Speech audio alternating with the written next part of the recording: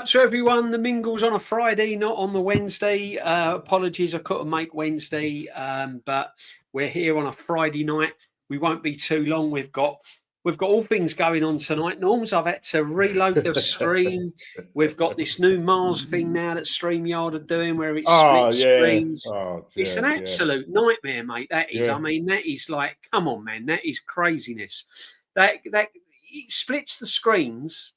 Yeah, so you get one portrait and one landscape, and apparently you spoke. I think views is. I don't know if you have to select it, because when I went live on Wednesday, I only noticed I could only see landscape, and when I looked at my actual stream, it just showed it in landscape. It didn't show two once because it goes to two different destinations. And apparently, when you're in portrait, you get quite a lot more views. So views was getting like pardon the pun, was getting like 1.7K views on the portrait side. And on the landscape, it was getting like 100 and odd views. So I don't know, mate. I mean, I don't know. I'm not. I'm just. I don't know what YouTube are doing, because I had it on landscape and portrait, and then what happened was I went to go live, and it wouldn't go live. Right. And I had Kenny, Ken, and Taryn in the background waiting, and I said to them, right, I've got to come out, delete everything, set up another stream. Blah blah. Oh, it was honestly, it was magic. Big up Joseph Connor. Big up the Nick as always. Big up to everyone.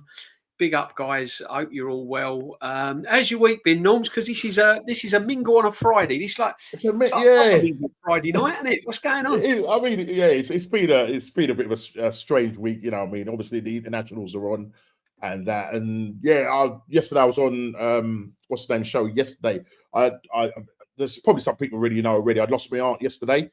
Oh man, sorry, sorry. Yeah. So apologies, she had dementia and that. So she had to go into a home and stuff like that. But she died peacefully. You know what I mean? She had a good innings.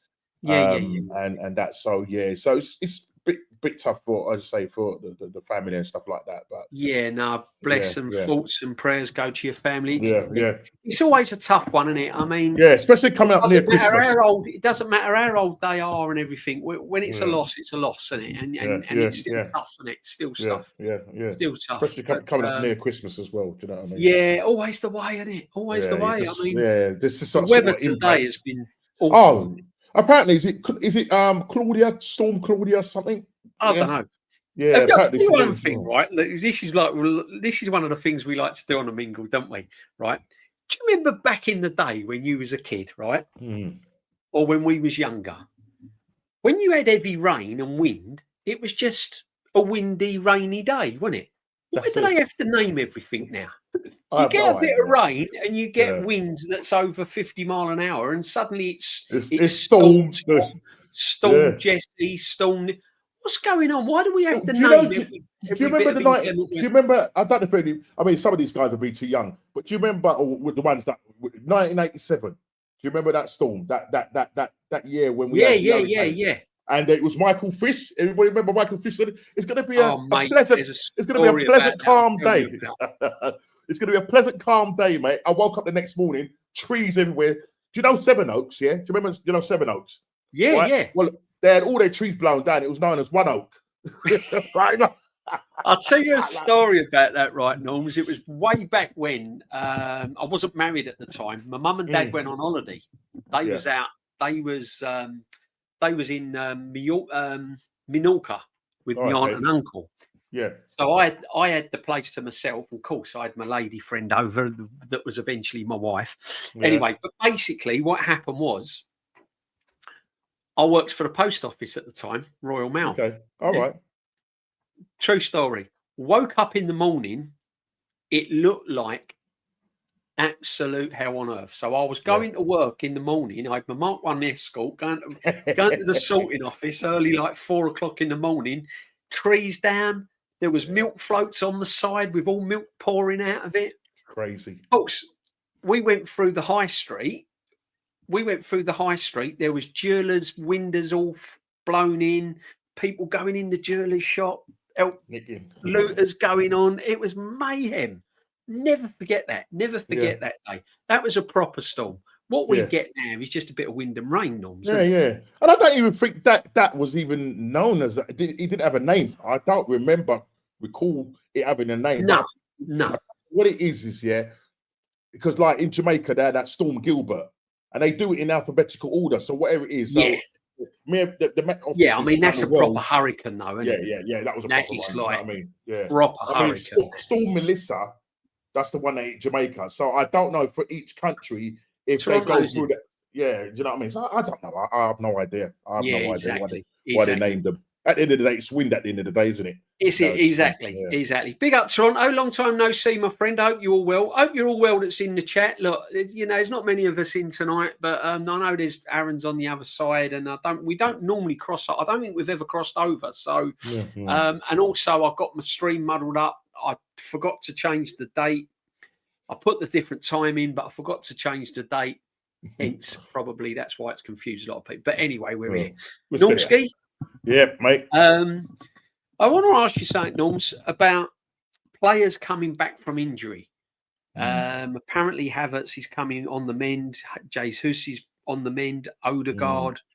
Got all these players coming back from injury. Is he gonna make our squad stronger? Is it going to make it a problem for Arteta to choose what players to play where? How do you stand on it? And how do you think he's going to? Because he's got to rotate this squad, doesn't he? Really? Yeah. Look, logic dictates that. Yes, it will. I mean, especially the front line, because we didn't have no strikers or attacking players. I mean, if you look at that Sunderland game, the only person that we could put up front is the IT solution, which is Moreno. Yeah, we had that young guy on the bench. But I just think it just would have been too much for him. So, in one sense, yes, these players coming back will, in theory, make the side look strong. It should make it stronger. Stronger. Yeah, in theory, but in practice now, because a lot of these players that are coming back are not match fit. So the dilemma here is, what is Mikel Arteta? How is he going to go about, selecting players and stuff like that, and sort of bringing them in back and reintegrating them back into the side? But we know the sort of manager Arteta is like, because with the shark in the background, sort of sniffing blood, there might be a level of panic. And what he needs to do is integrate them slowly back into the side. How he does that, that's where the headache's going to come. This is where we'll know how this guy will earn his money. Carabao Cup Norms quarterfinal? Maybe. I mean, listen, probably that's what he would have to do. You'd have to do. And I mean, you can't just chuck everybody all back at the same time. I mean, Victor Gokres, I mean, I think they're still not too sure that he's definitely coming back on the 23rd, which is for the North London derby. Now, that is going to be quite intense. So to be chucking players in to that game, it is going to be quite tense. I mean, listen, we're great. It's great that our defense is not affected to that degree. I think there was a little bit of a scare with California. I'm hearing that he actually is going to be okay. He got chosen to go to Moldova. I don't think he's going to play, or didn't play, what should I say? So there was rumours that he was carrying a hip injury. But look, we'll see. Like when they finally get back. But yeah, he's going to have to. This is where we see how this guy manages things. I think you'd have to go with the players that he's got. Ideally, I don't want to see Moreno up front, obviously, for the North London derby. So he may have to take a gamble if Victor Gokres is half fit. Take a gamble with him playing up front, because you can't put that youngster up there. There's just no way. It's either that or he plays with a false nine with Trossard, and then maybe look at the wing side of it and see what happens. Because Trossard at the moment he's doing okay playing on the wing. Listen, last night, I don't know if you saw the goal from Eze. Fantastically taken goal. Incredible. From the left hand side. Now everybody's saying, "Oh, we can only play on the left hand side. He can't play in the number 10." And you know what I mean? So just because he scores a great goal from that side it doesn't matter. When we played Crystal Palace, he scored a goal. He only played 55 times on the left for Crystal Palace in his career. 55 times. Yeah, I don't know why people get this notion. Where they're getting this notion from that? Because he's failing. Because what it is, he's failing in the position he's in. The manager's failing to get the best out of him. So what now they're saying is, put him on the left. Yeah. They're not saying we need to get more out of him, because talking on Eze, right, and I think it's a big problem, because I don't think he's done enough to keep Odegaard out the team. No. Where, what is happening with him? Do you think is it mostly Eze just not doing it? Does the system suit him? Is it down to the manager? How are we gonna get Eze, the Eze that we bought him for? Because we bought him to unlock defences. We bought him to create for Gyökeres, didn't we? Yeah, 100%. I mean, I think it's a bit of both. I think I said it before on either Shane's stream or Aaron's stream on the Monday, regarding the situation with Eze, because to me, sometimes it looks like, not to say that he's there like lost in the headlights or whatever. I don't want to kind of go that extreme, but I just think he's still trying to figure it out, or figure out Arteta's system, which he has to adapt to. So, but I think at the same time, it is a system, because obviously when he was playing for Crystal Palace plays more transitional football. They play on the counter. They're not used to having possession, that kind of possession, as we're more a possession-based team. So therefore, we have more of the ball. And I think what he needs to do, and we've been saying it, is that he really needs to impose himself a little bit more in games, because sometimes you're there and he's got this kind of lazy. I'm not saying he's lazy, but he's just got this lazy way of playing, sort of thing. What I would say with it, with Eze, is that he's at the moment in the system that he's playing in will make him a moments player. Yeah, that's what I think. It will make him a moments player whilst he's playing in the Arteta system. When he was playing for Crystal Palace, he was their key man. Do you know what I mean? Unlocking defenses or playing those, especially when he linked up with Mateta. And I think in my head, I was looking for that Crystal Palace Eze to link up with Gyökeres, because at the same time, Gyökeres is obviously struggling with the system, because we knew that his goals tallies would drop, because again, the Arteta system. But I keep saying it, with Gyökeres and with Eze, it takes two to tango. So in other words, Arteta need to come 50-50 and, make sure that, they're complementing each other. At the moment, it's just kind of like two dancers with two left feet at the moment. It's just not quite connected. It's not doing it, see, mate. No, it's not quite connecting at the moment. He ain't quite doing it. And this is what I'm saying. I mean, for me, I was saying I was on DG's show earlier, and then I had to rush out, and it was all sorts of madness. I pick up the son and all sorts. But for me, I just feel that we've still got a lot more to offer in the final third. I don't think we've actually been absolutely amazing on all departments of the team.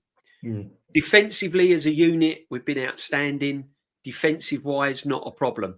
I still think the final third, apart from a couple of games, we haven't really seen free-flowing football from us, Norms, have we? No, we've had 20 minutes here, we've had 45 minutes here, but it's not a consistent like 90-minute game. We've not seen that at all once over. Trossard seems to be our best forward player at the moment. At the moment, yeah, that is worrying, because for somebody we thought was going to get sold in the summer, and a lot of fans were saying get rid. But listen, hats off to him. He's knuckled down. He's gotten with it. He's scored some vital goals. That goal against Sunderland could have been a vital goal, but Mikel Arteta decides that no, I'm now going to go ultra defensive and protect that lead. No, go for it, kill the game. And we would be getting into this international break a little bit more, saying, you know what I mean? We've got that 6-point gap, you know what I mean? But now you've got Man City, who literally tore Liverpool apart, and now we're looking behind over our shoulder, thinking, "Oh my gosh, we've just given a load of meat and bait for them to smell and come after us." And that's the worry for me at the moment. And it's PTSD at the end of the day. That's the way I'm sort of feeling. You can't spend 240 odd days up at the top of the league, and then you start dropping points to West Ham, Aston Villa. And then Man City I think they had a game in hand. If we'd won that game, we would have been something like 11 points, right? That meant you're putting a little bit of pressure on. I don't talk about the 22-23 season, but then we end up drawing. I think out of 27 points, we got 12 points, that's not good for a team that was leading for 240 odd No. days. You know No, what I mean? it's So definitely something we've got to address. It's definitely yeah, something we've got definitely. to address. And Yeah.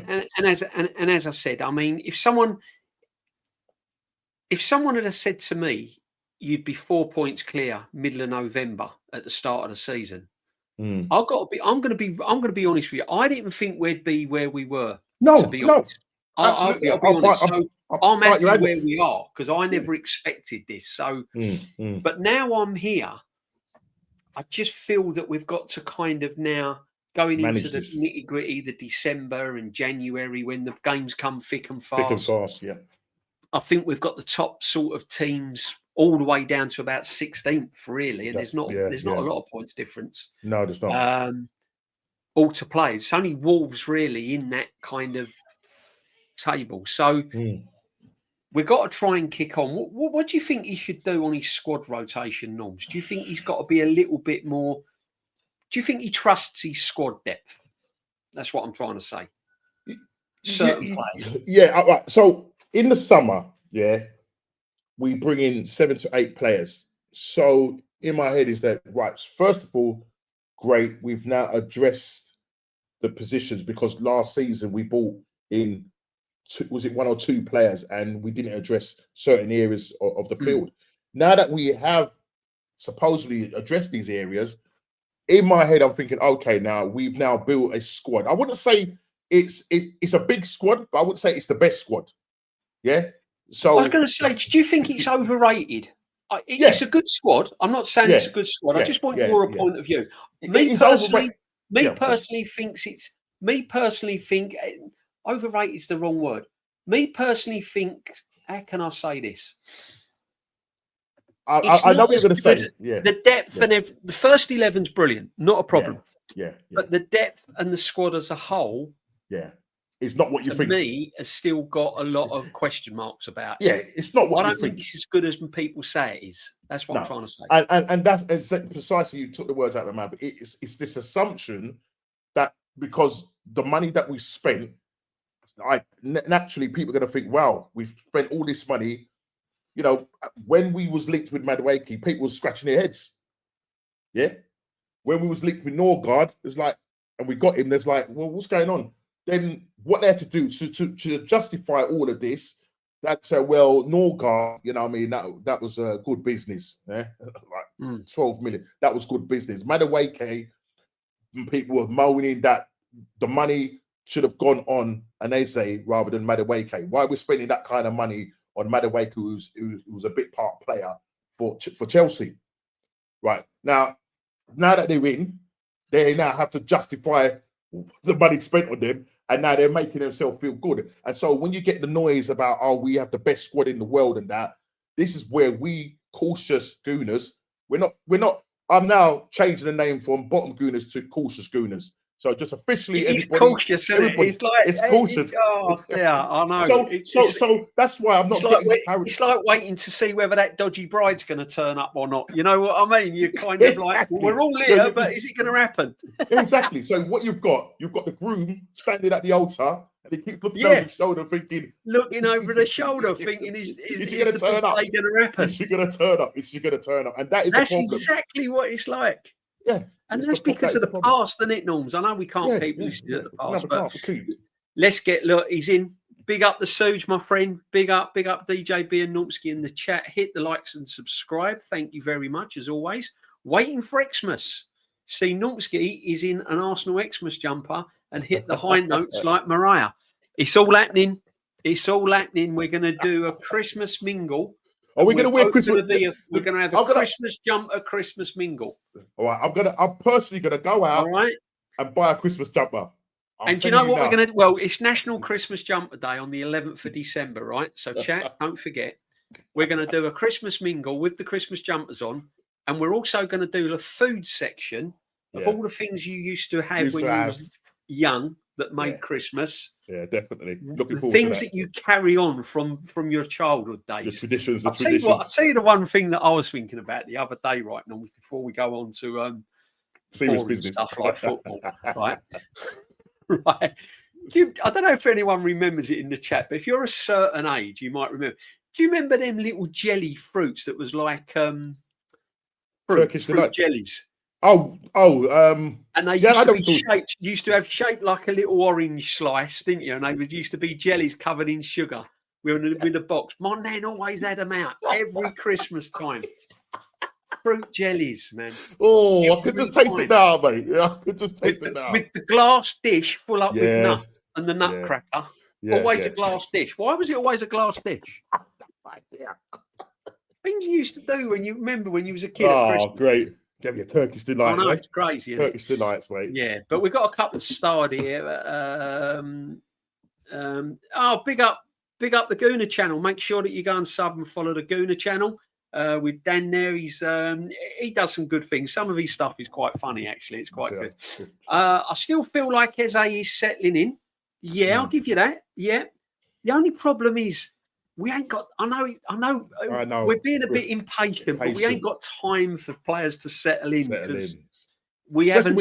Especially when he's already played in the Premier League. I think that's a little frustration. I do understand where you come from. Where would you say his best position is? I still think a more central midfield. Yeah, role. me too. Yeah, me too. I would like to see it. I'll tell you what I'd like to see Eze do. I'd like someone to sit him down and go, just play anywhere. Just do what you want. Just get in that final. Just give him the freedom. Give him the freedom. Like Vitinha does for PSG. Yeah. Where he gets on the ball, he makes runs, then he goes right. That's the sort of player I was hoping Eze was going to be at Arsenal. Yeah. I was hoping that he was just going to have this free role. Yeah. But he's not. He's still quite rigid in that Odegaard 10, isn't he? It is. And I was hoping the manager would give him that freedom. Yeah. No, and that is the problem. It is the system that's really actually, keeping him rigid in terms of what he wants. Because sometimes when you see him playing, he's looking, he's like, okay, I've laid. He's just playing the easy, safe ball. He's not going to go. If it was another manager, you guarantee he would give him the run of the park. But whilst you're playing in the Mikel Arteta system, everybody needs to be where they're meant to be. Everyone has to do their job. And you can see that. You can see from the sideline. Yeah, go, start, pass it here. And that's all right. That's all right if that brings you success. Yeah. If you're playing players like that and it brings you trophies, then we can't argue. But at the moment, I would just like to see Eze kind of buzzing around and just being a nuisance. But, I think just on the left, restricts him a little bit. Yeah. Under Mikel, well, you saw Eze. I mean, I didn't watch the game, the England game. I only saw the goal, but from what I was understanding, and when I was on Shane's chat, some people was putting this thing that this is the Eze that we want to see at Arsenal because he was a little bit more under Tuchel. He's a lot more freer than he is for Arsenal, and it makes you wonder that he is definitely the system as well. And I think with and I know you obviously with the Glock 14, we need a little bit more patience with him. But at the same time, you're kind of looking at him and saying, well, listen, if you've scored 30 plus goals at Sporting I just think he tries too hard, Gorka. Yeah. I think he needs to. I mean, his best game was. This is what you are. I want you in and around that centre circle. I want you in and around that penalty spot. I want you in and around that box. I want you getting on crosses. I don't want you chasing here. I don't want you running down there. That's, I think, we've got to use Gorka. But unfortunately, it's not what he wants. He wants his players to work and track and work and cover a lot of ground. And that's why rotation is important, Norms, isn't it? Yeah. Going back to what you said, I mean, I know we kind of went off a slight tangent, but if you rewind back to what you said about the fact that you want these players in terms of rotation, is like how will Mikel Arteta go about rotating his players, and especially during the Christmas period, you have to rotate. I mean, you're looking at Pep. And he's still got Rodri sitting on the bench. He's got Reinders sitting on the bench. He's got Jones. These are guys that big players coming back, mate. Big players coming back. The business end. These guys are going to be fresh. Yeah. But what the problem with Arteta is that he keeps playing the same said players. So he has to, it is vital that when these players come back, that you slowly integrate them back. And maybe one of the games, which is the Carabao Cup game, you integrate one or two players in there. Do you know what I mean? Yeah. He has to, because if he doesn't, they will suffer. And then when you got a chance, yeah, definitely. When you got a chance to pull them off, definitely Make sure you pull them off. I'll just go back. I'll just get some of these shouts. Those segments were immense. Big up DJB Arsenal Huddle. Big up Darren Martin, my friend. Always welcome. Thank you very much indeed. Make sure you put a little like on it. There's not many of yous in, so if you all put a like, make sure you also sub to Normski. If you haven't subbed to Normski, I'm afraid that you've got to look at yourself in the mirror and go, why not? This is the nicest man on the internet. Thank you very much. This is the nicest man on the internet. If you don't sub to Normski, there's something seriously wrong. So if you don't sub to me, at least sub to Normski. I used to love going to my Aussies friends' place. They would have the traditional Christmas feed. We have an Indian feed for Christmas. Brilliant, Suj. Brilliant. My son is married to an Indian lady, and they do celebrate Christmas. They're of Hindu faith, and they do celebrate Christmas. Not probably like traditionally we do, but they still do little things, and it's lovely. It's lovely to see a different culture at Christmas time. It's brilliant. Yeah. But some things at Christmas, it's not Christmas unless, isn't it? There's always got satsumas. Always got satsumas. Why have you always got satsumas at Christmas, man? Well, in my house, I have to have the cashew nuts, mate. Oh, jeez. Cashew nuts. Yeah, they're another one, aren't they? Hey, lovely. I know, man. I know. But we will do a Christmas show. We will do a Christmas special. No doubt about it. We'll have all twinkly lights going on and all sorts of madness. Glasner got more out of Eze than Arteta because he's a proper manager. Arteta is a coach. Yeah. Yeah, agreed. Possibly. I mean, Glasner is a very, very good. I think he's underrated, Glasner, as a coach. I think he's a very good manager. Very good manager. There was one I starred here as well, Joseph. And hopefully Calafiori's injured, but it wouldn't worry me if Calafiori was injured because I think Skelly's not done a lot wrong. Come in. Yeah, Skelly or even he's not done a lot wrong, Norms, has he? Let's be honest. I still think he's a midfielder personally, and I'll stick by that. Lewis Skelly's a midfield player.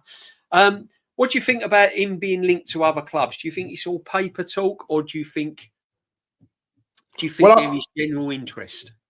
Listen, I'm sort of more going to his paper talk.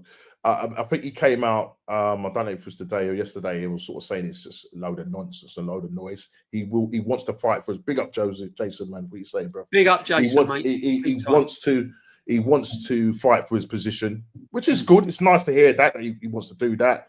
And hopefully the noise will just kind of stop round. I think it's more paper talk. I think it's the international break. They have to write something, don't they? I don't get the gist of him. I don't get that kind of vibe from him that he wants to leave and that he looks quite happy. Yeah. So yeah, I think he's going to be needed because, as I say, if Calafiori goes down, then you've only got Pierre Nkapai and him. Do you know what I mean? So I think with us being in all competitions, we need depth, absolute depth, and I think he can come in and still do a job. Do you know what I mean? I think the worrying thing with me, with all the youngsters though, Norms, see, and I said it on DGs earlier. Like we've been trusting the process and with phases and all that. I think he needs to trust his squad depth a little bit more. Yeah, 100. Yeah. And when he can play them and when he can give them minutes, because the example was Sunderland, wasn't it? He made one substitution and I think it cost us. People are going to disagree with me, and that's fine. Everyone's entitled to their opinion. I haven't got a problem with that. But I personally think that there was players there that were tired. And I think that if he had trusted his bench a little bit more, he could have brought Norgard on, packed out the midfield. Yeah. Took Saka off because he was knackered. Declan Rice was tired. Moreno blowing. He could have put Skelly. He could have put Skelly in midfield. Rice. He could have. I believe it wasn't a problem bringing Mosquera on. I just want to make that point clear. I just felt that he needed to make perhaps another 2 subs. Definitely, yeah. To get us up the pitch, to draw us fouls and stuff like that, and he didn't do that. So if he's not going to have a lot of trust in these youngsters, Norms. Yeah, I know what you're going to say. There are going to be clubs coming in for them, aren't there? Oh yeah, you're going to have people sticking around, like loan deals and all that. Yeah, you get a lot of noise around that because at the end of the day, it's a World Cup year. I mean, obviously from Lewis Skelly because what's his name came out Tuchel supposedly came out and said that he's not playing. He hasn't had enough game time. I mean, he's made what 50 appearances for the Arsenal. So I think that's good to have that kind of. It's not like he's just like coming and had a little. He started 50 games, so he's got a lot of history behind him in terms of his starts and stuff like that. What he needs to now do is just when he's on that pitch, put down his authority in terms of making that position his things. He's gone down the pecking order, unfortunately, but I like the attitude from him that I'm going to fight for my place. But at the same time, I do get the flip side of it is that if these players are not getting the game time and Arteta's not trusting them, their time is wasted, in my opinion. And so, therefore, the agents and papers will start to sniff around. And once you start putting little rumours, that it makes them unsettled, it makes the fans unsettled, it makes the club unsettled. And you don't want like a sort of we react. Arteta needs to trust these guys more, and needs to play more. And Sunderland was an ideal situation where we were short on attackers. I mean, we had Dowman, we had Ethan. As you said, you could have brought in a Miles Lewis, you could have brought in an Allcard, but he only chose to make one sub in the 88th minute. Sunderland made 4 attacking subs. 4. The massive that's coming. 4 attacking subs. So for me, that's where Arteta went wrong. Yes, he made the defensive thing, but bring on a couple of other players with fresh legs, which he didn't do. Yeah, and our Gooner channel says Sunderland game almost feels like he needed to be a bit more brave. I think he did. I think it was just a bit more brave, and I just hope he ain't gonna make these silly mistakes that cost us before, and these are the things that worry me. He's got to learn. I hope he does. You see, the thing is for me, DJB, I hope he does learn and look back. I mean, just I'll throw the question back to you. Do you think, with the fact that, yes, we said earlier on that if we was told that we was going to be 4 points clear in November, going into the Christmas period, you would have bitten their hands off, because I didn't have 100%. Arsenal up there. I didn't have them up there, especially when you saw Liverpool spending the sort of money that they were spending, winning a league, and then it's not quite gone right for them at the moment, as we can see. And Man City, you knew that Man City were going to strengthen and that, so you thought, wow. And then Newcastle was there now, but Newcastle at the moment kind of falling off a bit of a cliff at the moment. But do you think? I just lost my thing. I was going to say. What was I going to say? I was going to say, but now I've just got to check. What was I going to say now? Oh God, I've just forgotten it. Do you think we should be top? No, not top. It was top of the league. What was it? Oh gosh, it will come back to me. It will come back to me. No, before it comes back, I know what you're trying to say. I know what you're trying to say, my friend. But at the beginning of the season, I'm going to be truthful with people now, right? Yeah. And look, and I'm not going to keep going back. Like, everyone knows my views on the manager. I just feel, for those that don't, that I feel that he had his time at Arsenal. He's had his chance. He's had his money. And I feel like all modern day teams now, there's a shelf life for managers, and that's normally round about now 6-7 seasons max. If you haven't won anything within that 6 or 7 years, and you've had the money spent on the football team and you've built the team and it hasn't quite worked, I always think it's time for a change. So the long-term damage does not get affected, i.e. you start losing your best assets where they don't win anything. So that's where I'm at with a manager, right? And if he doesn't win anything this season and he's there next year, I ain't got a clue what I'm going to do. I'll probably go and emigrate to whatever. I don't know. Because if he's not shown the door next season, if he doesn't win anything, I don't know what this club's up to long term. Anyway, I digress. I said that we would only, when I looked at the first lot of fixture list, I didn't see us getting many points, to be honest. And when Liverpool signed Isak, I thought it was game over. I thought that's it. Liverpool are going to walk the league, right?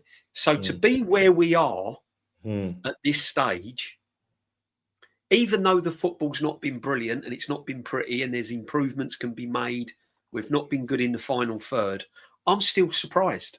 I didn't think we'd be where we are. I'm still surprised.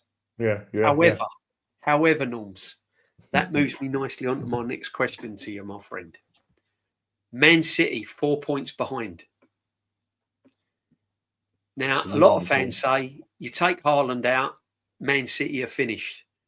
But I think you said it the other day, the form that Foden's coming back, Doku, what you saying? Are City washed? Is it a 2-horse race? I think at the moment it's too early to say it's a 2-horse race. The reason why I'm saying, I don't think Liverpool will win the league, but I think they'll have something to say about it. It's a difficult one, you know. It's just I'll tell you what. Let's look at the fixtures, right? Let's look at the fixtures, and we'll look at our fixtures, right? Now, bearing in mind how crucial the Christmas period is, right? We've got Spurs. Now, for me, that's a must-win, Norms. Right? 100. We've got Spurs. Then we've got Bayern Munich. I think he can make small changes there, not massive changes. But I think he could make small changes. Hang on, Suji's just said, DJB, if you want to migrate somewhere, I have a spare bedroom. Suj, you keep that spare bedroom free, my friend. And make sure it's big enough for me and Nomsky, because that's where we're heading if he doesn't win anything, right? And we'll bring our jellies with us as well. Oh, definitely. All right. Norm will bring his pulse. Norm will bring his nuts and his nutcrackers. Pulse. No, Catherine, right? Christmas and our Christmas crackers. Don't you worry, Suge. We'll bring all the fun over. All right. Don't you worry about it. DJB, do you believe that someone of these players have become stale, need to be moved on for this club to progress? They will get stale if we don't win anything. If we don't win anything, they will get stale. They'll get itchy feet if you'd bear to. They will. 100%. I think there's a fresh just to come on, mate. I think there's a fresh look about the team. Oh yeah, 100%. There's definitely a fresh look about the team. But as you rightly say, Arteta could make it stale very quickly. He could make it stale very quickly. Yeah, definitely. Sue's DJB might bring his sleeping gear. He's for the arse. Joseph, I'll bring my sleeping bag along. I'll pull it away from the Emirates. We'll bring the. Mind you, where Suge live, I don't think you need to snuggle up too warm. No, mate. You know. Oh, look, he's got 2 spare rooms. Ah, lovely. There we go. 100%. Bayern Munich, he can make little changes because he's got to think about resting players.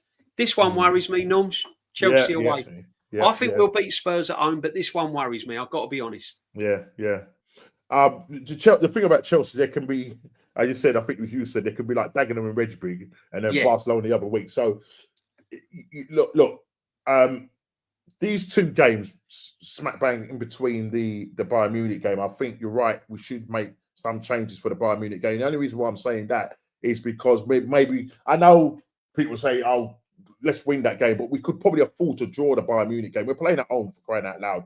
We've got 12 points in the bag, haven't we? Yeah, we've got 12 points. But this game and the Chelsea game, we need to get 6 points from here, because if Man City go to Newcastle next Saturday and win that game, they're only 1 point behind us, and then we go into the North London derby, knowing that they're breathing down our necks and the pressure now, and we know that Arteta doesn't deal with pressure very well.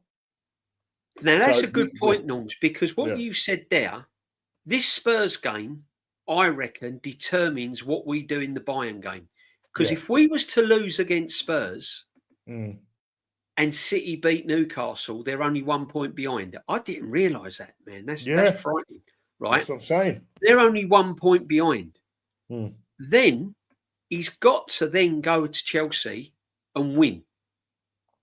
He's got to go to Chelsea and win. And I think that this result will make up his mind what he will do in the Bayern game. Do you reckon that'll happen? I think so. Yeah. I do think so. But yeah, the Chelsea game's more the worry. I think the North London derby sorts itself out. You know what I mean? Form goes out the window. But I do think that we will beat them. They haven't beaten us there for a while. But yeah, I'm a little bit worried about the Chelsea game. If we go and get 6 points from there, then listen, you start to believe. Start to believe. We start to believe. I always say I start to believe round about middle end of January. If we're top of the league, 6-7 points clear February, then I'm starting to think, hang on a minute, this could This could be it, people. Yeah. Caicedo versus Zubamendi's interesting. Oh dear. Oh dear. I think Zubamendi's got to be a little bit more like Caicedo, to be honest. Yeah. A little bit more. He's going to get eaten alive. This Zubamendi's an interest, and I've got to be honest. I'll take Pelters over this, Norms. I think he's bang overrated, personally. I'm not saying he's a bad player before everyone starts. I'm not saying that he don't deserve to be in the Arsenal starting 11. Yeah. But when I look at a defensive midfield player, I want him to be brave. I don't want him to be barged off the ball. I want him to put tackles in. I want him to be, do you know what I mean? I don't want him to lose possession in vital areas and give silly free kicks away. I don't see that from Zubamendi when he's under pressure. See it Sunderland. I saw again the weaknesses of Zubamendi against Sunderland. When you're going for titles, Norms, your number 6 has got to be a little bit braver, isn't he? 100%. I mean, I sat down with Matty. I was on. He texted me during. I think it was when you guys were doing the roundabout, and he texted me, and I said to him, "I'll tell you what I'm going to do. I'm going to send you a link, and we'll get on. We'll just get on. Not live. It was just like backstage link. We'll brilliant! Yeah. And then he then proceeded to get the Sunderland game up. So obviously we're not going to get copyright because we're just watching it in the comfort of our house. And he did a deep analysis on Zubamendi. He said, "Watch Zubamendi. Watch him in this game." And honestly, the only thing I could come up with, DJB, in that game, I was watching him. I thought, "Oh my God, this guy! The game is passing him by. The game is passing him by. If you watch him, it's literally passing him by." I alluded to him being like in the Matrix, where he's there walking and everybody's just doing their own thing. Like it's like where he should have closed down certain players, and where it's just like he's lost. He looks lost. If you get a chance, like that wedding buffet, isn't it? Go, Peter Cave. Chicken legs, Golivants, chicken legs, Golivants. Honestly, he looked lost. He absolutely looked lost, and I thought, my God. And Matty, I mean, he's done coaching, so he. Matty goes into depth. Yeah, deep. And he went into depth. He went, and I thought, oh my gosh. I went, oh my gosh, wow. So I started to look at his position play. I started to watch him off the ball.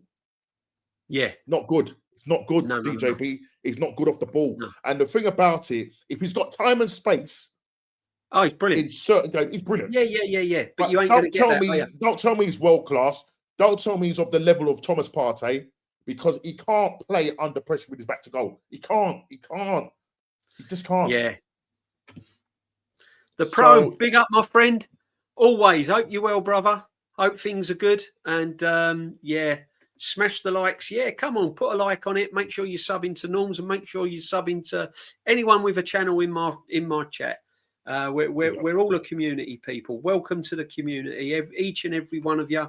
Hope you're all safe, especially with this heavy rain coming down tonight. Oh my days.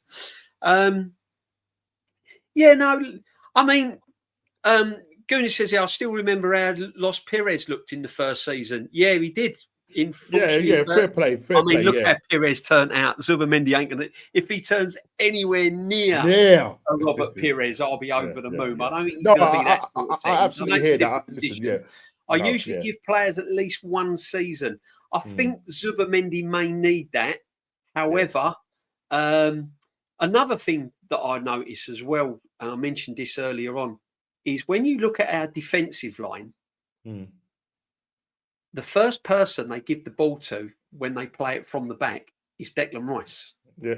And I've seen many a times where I sit at the Emirates, I can see the whole, And Zubamendi sometimes in really good positions to take up and to get the attack going. But they'll always give it to Declan Rice. And that sort of tells me something. Yeah, it's a trust. It's trust, isn't it? It's a trust. But just going back to somebody said about Perez in his first season. Now, we didn't have the kind of information that we have now at the tip of our fingers. So when Perez was coming to Arsenal, we didn't know. Sometimes you can do that deep analysis of who the player is and how good he is and that. We didn't have that information. So he was coming in unknown player. And so you didn't really get this is a world-class player or whatever. But what we're told about Zubamendi, that he was a world-class player. So the expectation is DJB. If somebody's telling you that this guy is a world-class player, you're now your expectation of him, and people are saying is that he's better than Thomas Partey. So I'm looking for that, and I don't see any evidence of that. Yeah, see, this is it. This is it. I think this is where we all get confused as fans, because you've got one side of your fan base that are completely deluded, that haven't got any kind of conversation, topic, anything. They're completely like, this is it. Tunnel vision. Zubimendi, world class, better than Partey, better than. I mean, I've even heard fans say that he's on the same level as Patrick Vieira and men like this. Ah, please stop it. So, exactly. So when you're hearing things like this, when he came to the club, I'm thinking, yo, this is it. Yeah. We're seeing something exceptional here.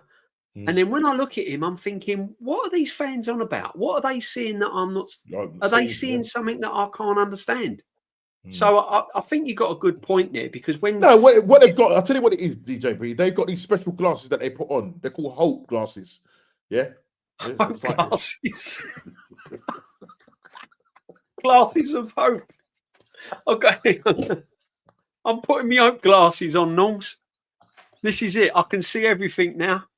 Yeah, there is only one Vieira. DJB, so there is literally only one. DJB, I've got to put a song in here. You put the glasses on. You said you can see clearly. I can see clearly now. The rain has gone. I know. It hasn't gone though, Norms. It's flooding the car park out there. I've got Robin swimming. Oh, mate. Sorry about this, guys. This is what I'm saying, and I just don't get it with certain fan base, with certain fans at this club. If you're going to say ridiculous, stupid things, then expect to be called out by it. Simple. If you're going to say the manager is in the top 3 of world-class managers, and you're putting him above managers that have won, you like Jose Mourinho. They're putting him above like Jose Mourinho and people like this. Yeah. If you're gonna be silly. Yeah. Then people are gonna call you up on it. So pack it in. Stop saying stupid things. Yeah. And just look at just talk football. Yeah. Give praise where it's due, and give criticism where it's due. That's all I'm saying, Norms. I don't know. You know what I mean, my friend? Yeah. 100. You should sell hope glasses as merch. I'm gonna sell along with me sandwich, Dan. Me and Norms, I'll tell you what, we're gonna put a Christmas jumpers on, we're gonna have hope glasses. I'm gonna try and do something. I'm gonna Mate, try and figure something for the mingle, for the Christmas mingle show. You got to, Norms. Lawrence, big up, Lawrence. Hope you well, brother. Can I ask you guys what you thought about the tie incident up at Sunderland last week? I thought the steward saved him from getting. I know it was a bit rough, and I know it was a bit crazy, and it was all a bit madness. But listen, I can't really say a lot about Ty. Ty's Ty. I have met him briefly.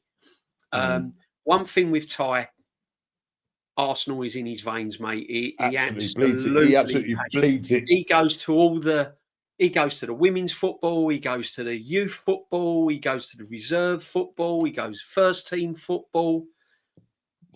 I think if that steward, as much as I thought he was a little bit heavy-handed, if he hadn't have done what he done, then Ty could have been in worse trouble. So that's my opinion. You know what it is, DJ? I think it was because of the way he was manhandled. Do you know what I mean? Because there was the fact really. I mean, Ty does like to get in people's face, and he'll give as he can get. But I think he could have been calmed down, couldn't he? And just calmed down. Yeah. And just what the steward could have done was sort of like moved about, because he sort of kind of grabbed him by there. Like, I think that was where a lot of people didn't like that. Do you know what I'm trying to say? Is, listen, he got saved because obviously if one of those Sunderland fans started to go a bit irate, mate, you know what I mean? Well, that's what I'm saying. It would have been a different story. Perhaps the steward thought, right, I need to get him out of the way because I'm going to have a fight on my hand here, and I don't really need that. I've already got fights at home with my missus or something. I don't know. Perhaps he had an off day. Because you catch people on the wrong side sometimes. You And do. Yes, you do. You do. No, but I mean, Ty, as you said, he bleeds Arsenal. You know, I mean, you got to look at it. That steward don't know Ty like we know Ty. No, that's right. To him, he's an Arsenal fan that's giving it all that. Yeah, that's it. So get him gone. Yeah. But yeah, I mean, that's how I look at it. Normski, most people believed in what Wenger was doing. He'd won trophies, but Arteta is trying to get the same respect without the trophies. I don't think he's trying. I think he's got the respect, to be honest, from most of the fan base. Yeah. You know, oh, man. This is what it is now. It's mediocrity. It is what it is. It is what it is. You know, I was looking at his stats the other day, and they're putting him. You know, he's above Wenger for the amount of wins, and he's above Chapman, and he's above Terry Neill and George Graham and all of that. You can have all the stats in the world, Norms, but if you're not winning trophies, that's all you're going to be remembered for. Yeah. But then it's funny. You ain't going to be remembered for conceding the least amount of goals after 10 games. You're not going to be remembered for winning the most percentage of games. You're going to be remembered by trophies. Yeah, exactly. That's the harsh reality that a lot of fans don't understand. But a lot of these people will not. The main media and whoever these top people are doing will never ever put him up and say, right, okay, let's now look at the trophy hall. No, people that know football wouldn't do that. Exactly. But what I'm trying to say, that if they were to, if we were to put Arteta up against all the Arsenal managers, much more all the other top class managers, you know, around the world, he would be way down the bottom in terms of trophy halls. Yeah. It would be quite embarrassing. It would be quite embarrassing. But for them, it's just more about records. That's what it is.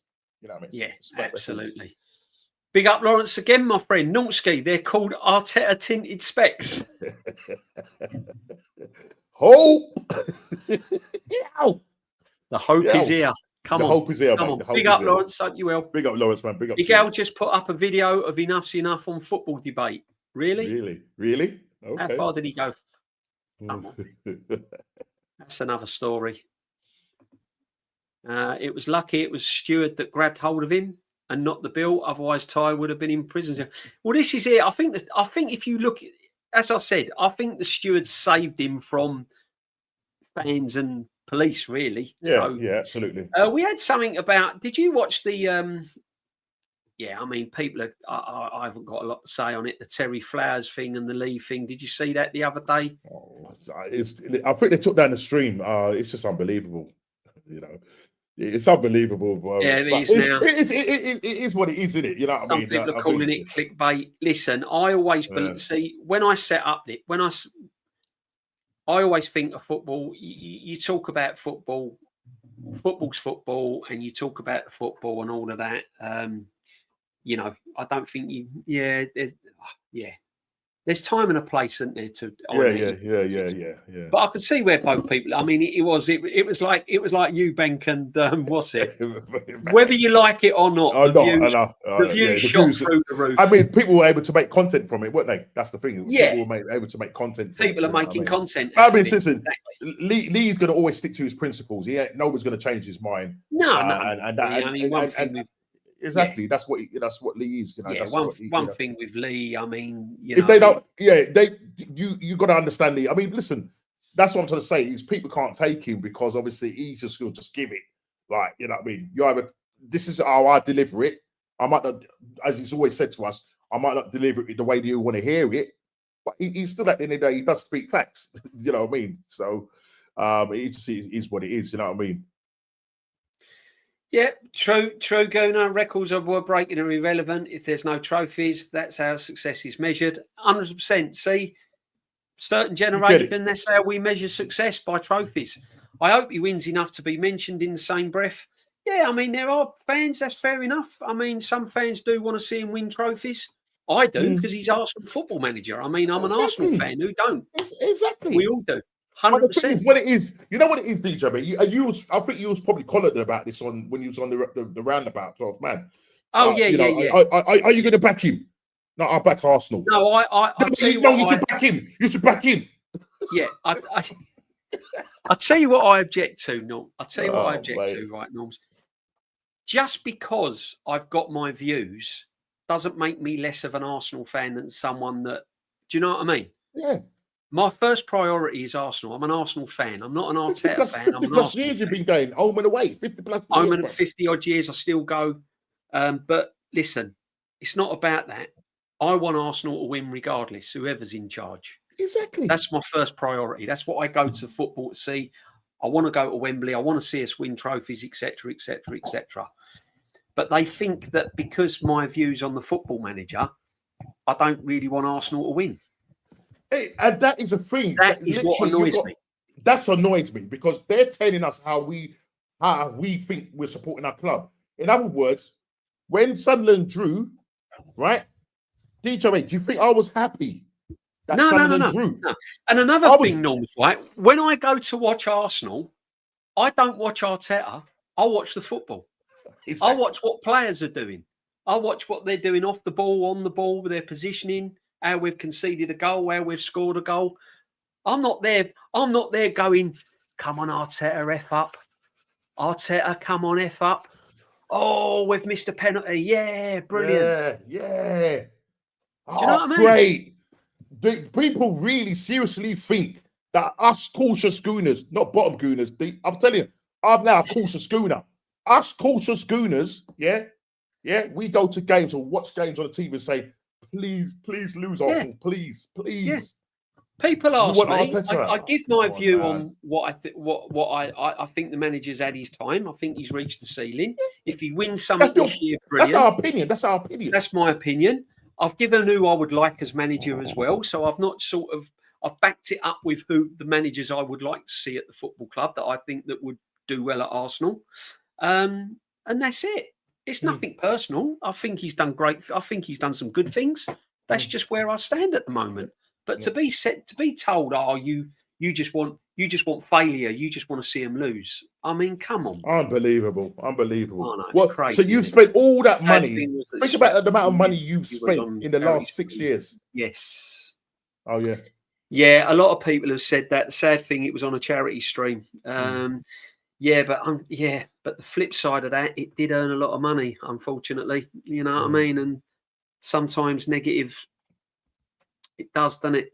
Bad news. Yeah. I mean, fantastic. You got Aubameyang on there, though. Aubameyang. I didn't recognise him with his wig on.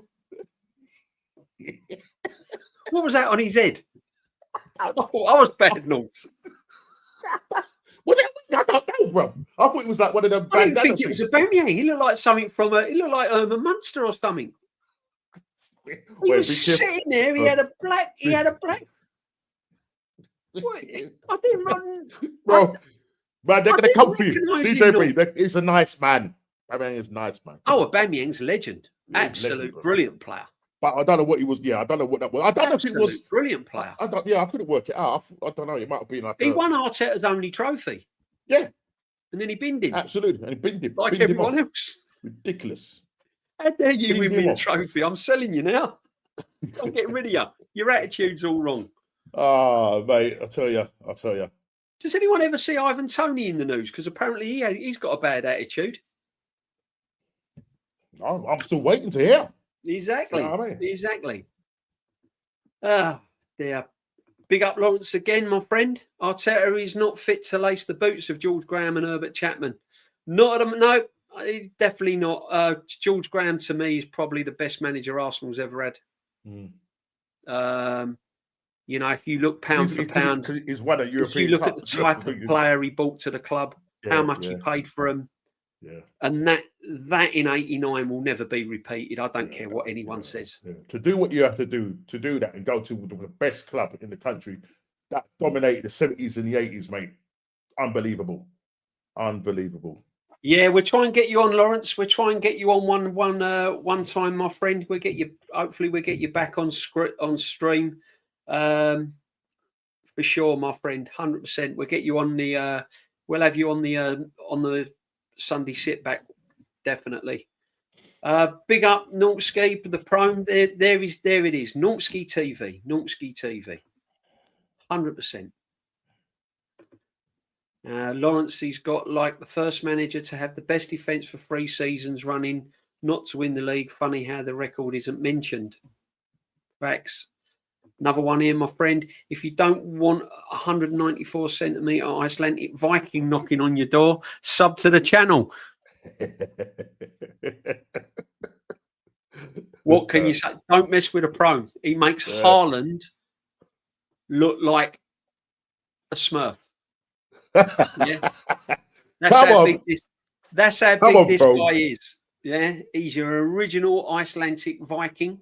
What we need to do is get Pro to come down to the stadium with us, I'm mate. glad you're a friend of the channel, my friend, because big up, Pro. Big up. I don't want no Vikings coming around my manor.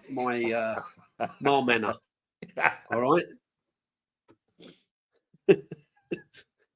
Big up, my friend. Big up, man. I'm cautious gooner at heart because I'm trying to embrace the hopeless optimism. Yeah, there is a lot of hopeless. Yeah. I know what you're trying to do. It is difficult. It is difficult. We all want our club to succeed at the end of the day, and but listen, as I said, you do have to question things because it's a healthy debate, isn't it? If you think everything's rosy in the garden, then that's when you slip up, Norms, isn't it? Yeah, definitely. Uber wearing Arteta's wig. I thought it was just. See, Norms, it ain't just me, is it? Well, you started it, DJB. I didn't. You know the funny thing is, I didn't make that. Clip. You didn't joke about it. I didn't make that observation until you mentioned it. Now, looking back at it, but I'll have to go watch the clip again. If you watch, see, I'm very observant, Norms. Right? Yeah. If you watch the clip of Aubameyang when he's talking to troops, have a look at his barnet. I thought he had a beanie hat, a black beanie hat on, but it was his hair, dude. Yeah. Perhaps he was rocking a new hairstyle for church in the morning. I don't know, Norms. You've seen some fantastic hairdos at church. You must have done, man. I bet you've got some. I'm gonna give you one story, guys. I'm gonna give you one story. Guys. Go on. So, I was a little boy in my dad's church years and years ago in the 70s. This bloke is from Barbados, yeah, right. He's from Barbados, right, guys. And he had this electric blue suit on, right? Now imagine this, DJB. No, DJB. No. Let's picture the scene, right? We're going to picture the scene. Norms is a church-going, absolute gentleman Christian, right? Now listen. So he's a little kid. He's going to church as a guy from Barbados. Electric blue suit on. Go on, Norms. Take it away. The floor's yours. Electric blue suit. Now, DJB, imagine this. He had an electric blue suit on, and he had on, right, these mustard platforms. And the biggest flares you can get. Yeah? Biggest flares you can cover the end of the shoes. Cover the end of the shoes, mate. Yeah. That's it. They're not unless you when you used to stand there in the 70s and your mum used to put you in them ridiculous flares. If they didn't cover your shoes, there was a problem. So mustard shoes, electric blue suit. Go on, Norms. It's all yours. And then obviously the shirt matched, right? So it was over the collars, like over this thingy, so it's open, right? Now, there, picture the scene. So, this guy used to come week in, week out, and from what I understand, and I don't know what happened, and that's why this is how the wig story came up. So he's actually, when he's had the two tufts of hair at the side, he was completely bald in the middle. Yeah. Wait. Shoes, mustard, electric blue suit, mustard shoes, big hair one side, totally bald at the top. Yeah. What? Wait, DJ, wait. So this particular Sunday, right? I'm sitting in church, yeah, and he's walked in all this suit and everything. And you kept a straight face. Right. Now I thought there's something different about this guy. I thought, what is it? He's wearing his mustard big iron shoes, mustard shirt, electric blue suit. I think, what's different about this guy? I was thinking, I was probably about 7 or 8. I'm looking at this guy, I'm thinking, Scardinals. Yeah. So what I noticed that he had a full head of hair. What colour was it when he came in? Electric blue hair. or mustard there to match his shoes. So basically, right, he had like what looked like a mini afro. Oh, that's so. Wicked. Remember, all these weeks he's hair, tufts of hair around the side. Remember, this is in the 70s, and he's got no hair there; it's completely gone. So I figured out actually, so I couldn't work it out. So at the end of church now, we used to muck about like at the back of church. It's like it was like a one of those St. Paul's, like it was one of those memorial halls. Yeah. It was like one of those memorials, like they used to have down there, like their drinks up and everything, like that, a bar and everything.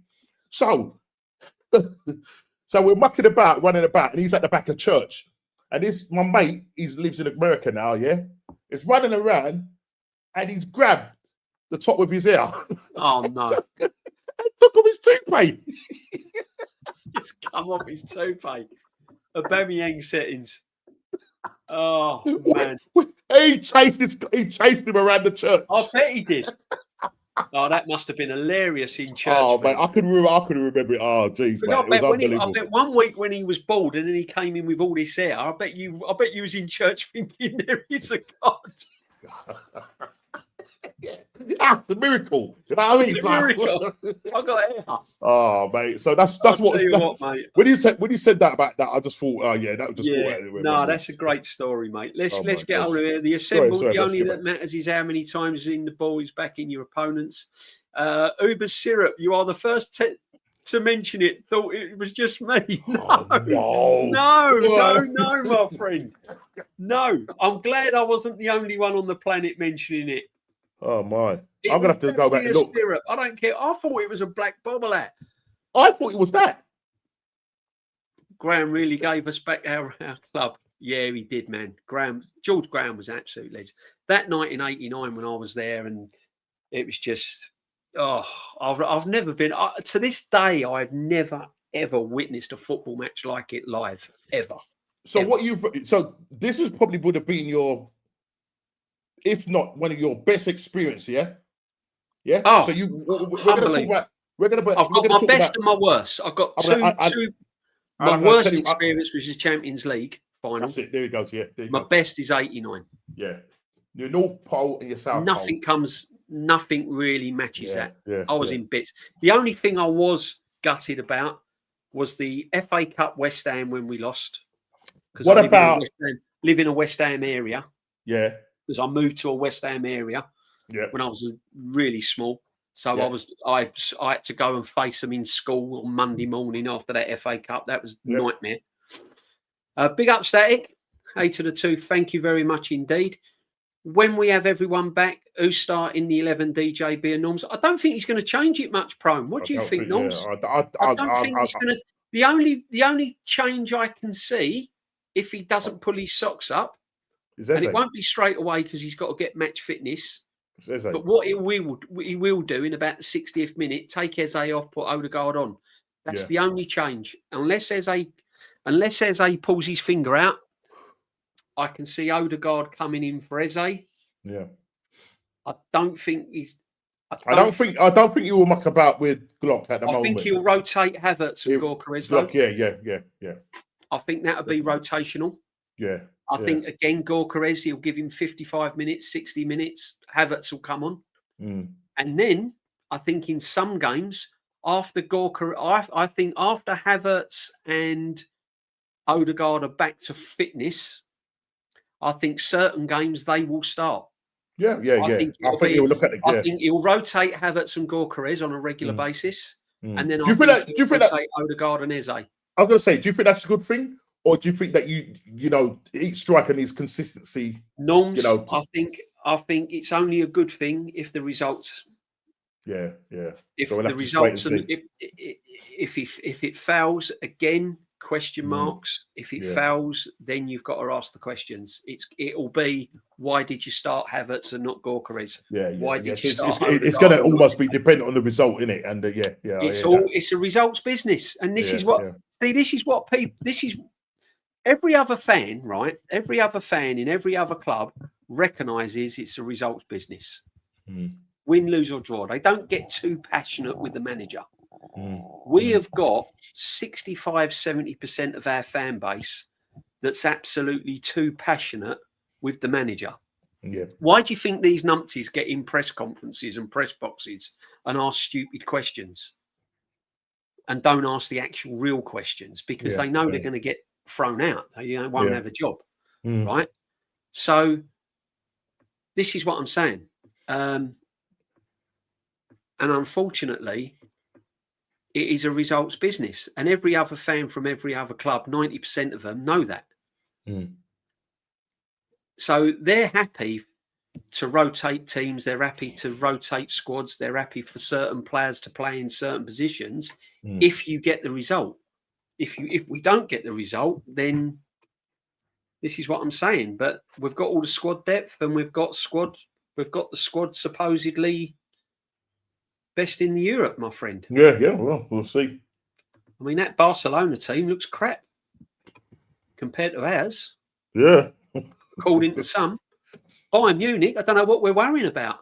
They've only scored 40-odd goals and let in 9. What are we worried about? Oh, boy. They've only got Harry Kane, probably one of the best strikers in the world. DJ, put your Hope glasses back on. I'm going to put my own Hope glasses back on. There we go. Aubameyang, practice his new look for church service with Nomsky. There you go, Noms.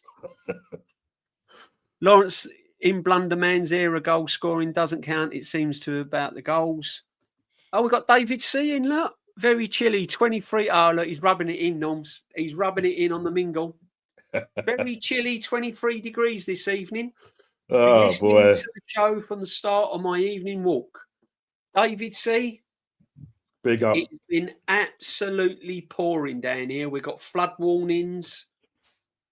You know what this country's like. We have a bit of inclement weather and it's all shut down, isn't it? All gone. Yeah. Oh, hold on 2 seconds, mate. Go on, Noms. Go do what you got to do, brother. Please get the likes up, guys. Yes, please, guys. Yes, sir. It looked like a slicker than the David James and the Wayne Rooney. I've started something here.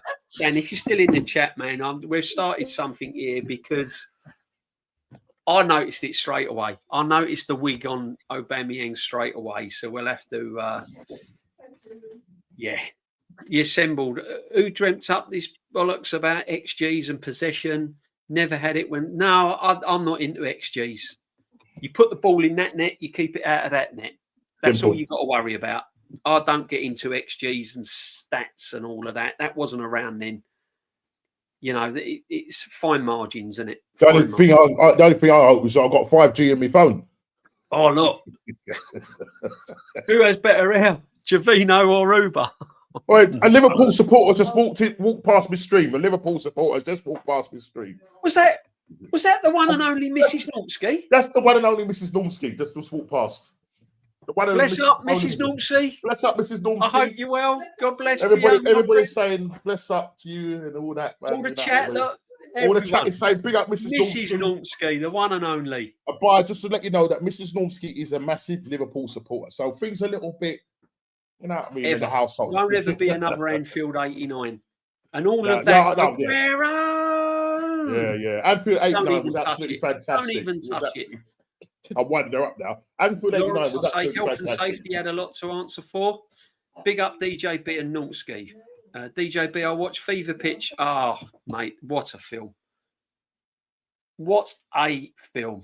You seen Fever Pitch, Norms? No, I haven't seen it. I'd have to watch it. I'll tell you what, right? Go and watch Fever Pitch, and there's a poignant part in the movie when Mickey Thomas scores, and we all do it as Arsenal fans, and we still do it. When Mickey Thomas scores the goal, and then they fall over the sofa and they end up rolling on the floor and they're on top of one another, and he's gone to him, how long left? And he goes, I don't know, 2 minutes. He went, you watch, they'll go up the other end and score now. Yeah, I've watched it in. Go up the other end and score. And he goes, shut up, what are you saying that for? I've watched it in small snippets. I've not watched the full thing through. I've got the thing on my favourites, actually. So I need to sit down and watch it. And that epitomises being an Arsenal fan. How many times of us as Arsenal fans have seen Arsenal score and gone, how long left? How long left? Yeah. 3-4 minutes. I bet It's they, always I a bet they story. score. I bet they It's go always and a story. score. It's always the story of Arsenal, isn't it? No, it's Yeah, always yeah. that kind of thing. It's like, oh, please, like, just put the game to bed, please. You know what I mean? Big up, Dan. Thank you very much for your support. Cheers, my friend. Good luck and stay safe. Bless, my friend. Bless. Can you see Arteta playing Kai and Gorkarez together? Do you know what? Norms. Interesting. Because who was it that said I can't remember what it was, but I think I was discussing it to someone in work about he reckons that Gorkarez he likes someone alongside him. Do you reckon? Can you see us going a 4-4-2? If Arteta is brave enough to do it, I wouldn't mind seeing it. Why not try something different? This is what I'm trying to say. Try something different. Yeah. You know, if it doesn't work, it doesn't work. But you're yet to see it. You have to be brave to do that. And I think maybe Havertz playing more sort of behind Gorkarez. Do you know what I mean? Because what you would is good. Is that obviously if a ball's coming over, Havertz is a better header of the ball than Thingy, so he can hold the ball up and lay it off to him. Gorkarez could be running off the shoulder, but it's whether Arteta will do it. All right, but it simply means that we're going to lose a midfielder. He'll probably drop Deckers into the lone 6. Yeah, depending. I mean, if you go 4-4-2, then obviously you got. Where would you play there? You have your 2 wingers, Saka and Trossard, and then Odegaard and Deckers. Yeah. It could work. It could work. I know 4-4-2 is a system that's a bit, not many teams play it, but I mean, you have to do what you've got to do because somehow we've got to get Gorkarez looking a bit more effective. I know he scored goals. People are going, yeah, but he scored goals and it's only 11 games and he scored, 5 goals and all that. But he hasn't looked prolific, has he? Do you know what I mean? Why not try it? Let's see. You know what I mean? Who knows? Yeah. One thing is, Odegaard, Gorkarez, Havertz, not consistent, play well, maybe one game poor the next. This is what I'm saying. They've got to get consistent. We haven't got time to carry anyone. We have to get consistent. Yeah, the next week, 27 every day and sunny. Boy. David C, man. David C. What can we say? Rubbing it in. Arteta at Norms's door, laugh. Yeah. He's coming. He's coming, mate. He knows who you are. The Lynch. Big up, Bundy, Lynch, super sticker. Thank you very much for your super sticker, my friend. Big up the Lynch all the time. During the 70s, there used to be the ref that wore the syrup. Who started this conversation? You started it. DJP, you done it, mate. It's true. Don't blame me. It's true. They're coming for you. They're all coming for you now. Oh man, they're coming for you, bro. Do you know what, right, Norms? As I got older, that was the one thing I've always vowed never to do. Was going when I started finning and all of that. I've seen some blokes though. I mean, DJ, I've seen some guys like you're in the shop, you see an old bloke coming in, and you can just see that it's like if he turns, like say like he was going to look over there, he still will stay in the same place. So he'll do that. Do you remember some of the old players, Norms, when we were younger? Oh, man. Bobby Charltons used to have all the great big comb-overs and all of that. It used to wisp about in the wind, didn't it? These players used to look about 50 odd years of age when they were playing, didn't they? They did. Well, they were young. Yeah. They were young. Do you remember?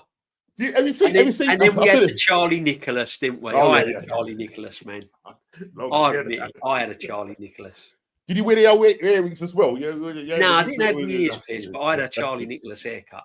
Definitely. Noel Quinn tried to look like Charlie Nicholas a little bit, and it just didn't work out for him, did it? Bless him. You see Jimmy White now? You've seen his stirrup? No. DJB, my top 5 Arsenal moments: winning the league at Anfield, winning the Cup Winners' Cup Copenhagen, Cup final, 79 Cup final. I agree on all of those at the moment. Yeah. Rocky's last minute winner, Spurs 5-0 at the Lane, go with that. Was that the Liam Brady? Take a look at that. Look at that. Where he bent it top corner. They're all great moments. They're all great moments, aren't they? Do you know what, Lawrence? I think you're probably on the same hymn sheet as me there. All great 100%. Moments. Assemble 360. Lawrence Emmanuel, exactly the same here. Yeah, I think that's everyone's, isn't it? Yeah, make sure you're subbing to Normski. Make sure you're subbing to Normski. Lynch, I don't know if you just remembered, but I don't know if you've seen it. Southern Gooner in the house, mate. Southern Gooner in the house. 442 is saying. 442 is the way. Matty, how many times? Got to try something different. Got to try it. Mate. Got to try it. Otherwise, players are going to go stale. Do you know what? Do you know one thing I saw? Wasn't it nice to see Saka playing with a smile on his face yesterday? Yeah, it was. No, yeah, yes. He know what I mean? He played a full game though, didn't he? I mean, even though they've qualified, but I thought you would take him off. Decker's came off in the 60th minute, innit? I thought there was no issues. I don't think there was no issues. I think he just brought on Henderson thing, I think. So yeah. No, big up Lynch. I don't know if you've just joined us. I don't know if you saw it, but they were raising money, weren't they? And rightly so, for the hurricane appeal for Jamaica on Troops' channel. And he had, if you ain't seen it, go and watch it. He had a Bamyang. He got a Bamyang. Obama what? Obama me? Obama blood clot yang. Right? My brother. I can't say it like Troops. I don't intend to. Big up Troops. But he had a Bamyang on. And I got to be honest, Lynch, right? When I saw it, I didn't recognise him. I thought he was just talking to one of his brothers or one of the men them in there. I didn't recognise him. And then when I looked, it was a Bamyang. And when I looked at his hair, I thought he had like a black beanie hat on, but it was his hair and it looked like a wig. He looked like a wig. And I think a Bamyang is, I'm going to say it, I think he's got wig settings. No. I'm just saying it. Oh boy, they're coming for you. So I said to Normski, don't mention it, but Normski said mention it. So and then Normski told us a story when he was a kid about going to church with a Barbados wig man with the electric blue suit. Oh man, that image out my head, Norm. All I can see is this giant of a Barbados man with an electric blue suit, mustard shoes, and a great big wig. You're going to give me nightmares, brother. Halloween's gone. I'm looking forward to Christmas, mate. You put me back to Halloween settings. Oh, hilarious. Oh, boy. Oh, big up, Stanley. What a profile picture. Absolutely brilliant. Oh, listen. Guys. Oh. Right, let's listen. Laura and Hardy. I've got a collection sitting on top of my fireplace, mate. Oh, are you a big Laura and Hardy fan? Oh, massive. I'm massive Laura and Hardy. My missus actually bought it for me. That dance. It's just the best, isn't it? This guy. Can't see us losing to Spurs. Let me read it. Big up to you, Stanley. Welcome to the community, my friend. Can't see us losing to Spurs as their attackers are awful and have quite a few injuries. Yeah, they've got 10 injuries. Football, I guess. True. I'm with you, Stanley. I've got to be honest. I'm not worried. Well, I'm worried about every game. Yeah, we just can't go into games. I think we've got enough against Spurs. It's the Chelsea game I'm worried about. We don't really go to Stamford Bridge. Well, we drew last season. Last season we was up there. We ended up drawing that game. Was it 1-1? Thank you very much. 1-1 we drew that game. Yeah, it was tough. I'd like to see 4-4-2. True. Matty, big up, my friend. The wild horse is in the stable, according to reports, brethren. That's California for you. He's in there. The Calafiori's in there. He's in the stable. Well, come on, Lewis Skelly, in you come. Yeah, do your business. Do you know what, right, Norms? Another thing I was mentioning about when they say about squad depth as well. And this is why I think it's pretty much overrated. Because if you put in Cape alongside Gabriel, I ain't really got a problem with that because Gabriel's he's strong and he's commanding and he's had a really good season. You put in Cape alongside Saliba, because Saliba's brilliant and I love him to bits, but he's not been Saliba commanding, has he? No. In Cape alongside Saliba, Skelly at left back, Norgard in midfield. Not to worry now, don't you? With Zubimendi. Yeah. It looks a whole lot different. Looks a whole lot different, doesn't it? Yeah. That's the thing for me. That's the worry for me. You know, that's the worry for me. And I think when we saw that change, I think it was the Brighton game when he made quite a few changes, and that first half, mate, bro, you saw a team that was a massive drop off to the player that got. If you can hear, sorry about this, guys. If you can hear like a lot of worry going on in the background, yeah. My missus is blending soup, so apologies. I do apologise. Yeah, hang on a minute. This is a chat. This is a live exclusive. You can't come on here and bomb that, Norms. Mrs. Nomsky is making soup. She's blending soup. She's blending soup. Yeah, she's blending soup. What is it for any? Is it for any special occasion, Noms? No, she just decided that. She said, "I'm going to come over and blend some soup." Lovely. So what she did, she got a load of chicken. Nomsky don't buy Heinz soup, you know. It's all homemade. No, it's all homemade soup. That's the elite level. I'll tell you what she put in there. So she bought some chicken, like fresh chicken. Yeah. What's the ingredients? What is it that you put in there? Turnip, potato, carrots, swede. Sorry, cabbage. Johnny, man. Big up, my friend. Anything else? No. All right, so she's blended it down, and she's eating it out of the pot. Oh, wicked, Missy. Actually, that's actually nicest when you eat it from the pot rather than from the plate. Oh, yeah. Can't beat a bit of homemade soup blender. There she is, Mrs. Norms. Look at that. Homemade soup. Chat exclusive. Only on the mingle. Yeah. DJB, Southern Guna. We talked about it, Southern Guna. He's saying, Norski, tell brother DJB about our good pal Zubimendi and his off the ball antics. We actually went through that. We went through it. We went through that, mate. Yeah, absolutely. Matty, you know my views on Zubimendi. I spoke to you before he even came to the club. I spoke to you after watching him after 2 games. I'm not saying he's a tragic player. I'm not saying he's awful. I just don't see what everyone sees. I think he's bang average and overrated, personally. Yeah. If I want a defensive midfield player that's going to protect the back four, someone that's going to be in the right place. You know what I mean? And I just don't see it from Zubimendi. That's me personally. Yeah, he just needs, you know what it is? Dan Potts looks at Zubimendi other ways. Dan Potts believes he's turned Rice into a better player. He's freed up Rice. No, that's not what we bought Zubimendi for, though. We didn't buy Zubimendi. I'm going to politely disagree. I'll politely have to disagree on that one. Yeah, I mean, big up Dan. Listen, big up Dan, but I have to disagree on that one. But listen, everybody has their opinion. I don't really see that. All I see literally is Rice just literally covering every single blade of grass on that pitch. You know, that's what I see. And we said it at the start of the season before a ball was kicked that he's going to be doing a lot of running for Zubimendi, and that's precisely what he's doing. The only thing what Zubimendi needs to happen, and I said it earlier on about being in the matrix. He needs to unplug himself from the matrix and get back into the real world.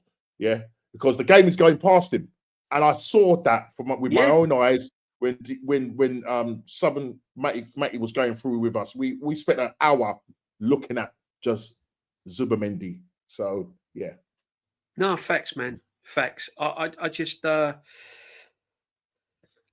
see it. I mean, look, everyone likes different. Like, I think Declan Rice is outstanding. Kenny doesn't. Kenny sees Declan Rice different to me. But one thing we all agree on with Declan Rice is you'd notice if Declan Rice weren't in the midfield. 100%. That's the difference. He's a leader. You take Zubimendi out the Arsenal midfield and put someone else there, you ain't going to notice it so much. You're going to miss him. You take Rice out the midfield, you're going to notice it. And that's the difference between Rice and Zubimendi for me. Yeah. Prone, what can I say, my friend? Thank you very much. Gifted 5 DJ memberships. Thank you very much, Prone. You're an absolute legend. I think it was the soup that done it. the soup that done it, Prone, wasn't it? Yeah. Here's the soup. A lot of people saying they're feeling hungry. Of course, that's the hardest game. Unbelievable. Yeah. One thing Wenger did was bring some super ballers to the club. Oh, he done more than one thing, my friend. Definitely. He changed the whole ethos of football. Culture. Yeah, definitely. He changed the culture.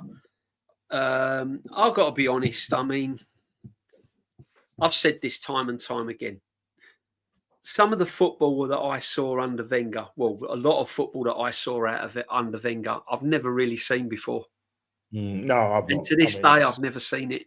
Yeah. When that invincible team was purring, and the 2004, 2002 team, when they were purring, and I mean when they were really on it, I've never seen football like it. Yeah, no, it's unbelievable. Unbelievable.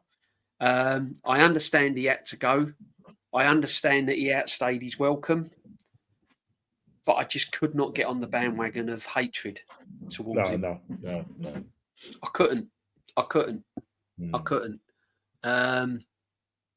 Because of what he brought to the club and what he had in the bank. But yeah, I get why some fans it really did turn nasty. It really did turn nasty, and this is what frustrates me with this manager. If he doesn't win anything this season, Norms, I still don't think it'll get to the levels that Arsenal. It won't.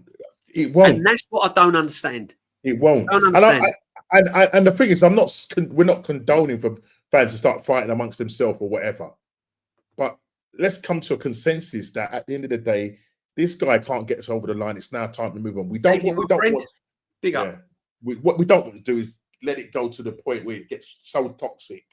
Yeah, but what I am noticing though, DJB, that on a lot of streams and a lot of football chats now, it's getting quite toxic on a lot of the football chats now on YouTube.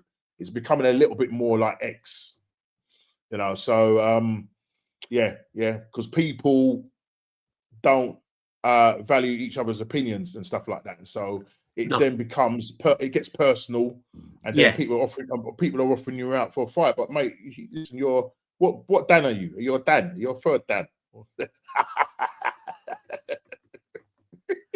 I don't what get Dan this. are you? Yeah. Mrs. Norms, look, Prime saying hello to Mrs. Norms, the Viking. The Viking saying hello to Mrs. Prime. We're gonna call you. We're gonna call you the Viking, my friend. Yeah. And with the utmost respect, my friend. Unbelievable. Prome was probably one of my first. Prome, Lynch, Jamboy, I think were my first three. Wow. Big up. Nulski's making me hungry. Yeah, it is. Main account Johnny D179 still banned. Can't have it unbanned, please. Thank you. Unban him. I never banned him. I don't know what's going on. I don't know who banned him. I don't know where you're coming from, Johnny. As far as I know, I've got no one banned on my channel. There he is, my friend. Icy Spicy. Big up to you, my friend, and the Nulski. Make sure you smash the likes and everything else. So, Norms, what's your opinion on this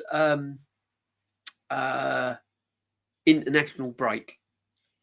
Do you embrace it? Is it a pain? Do we need it?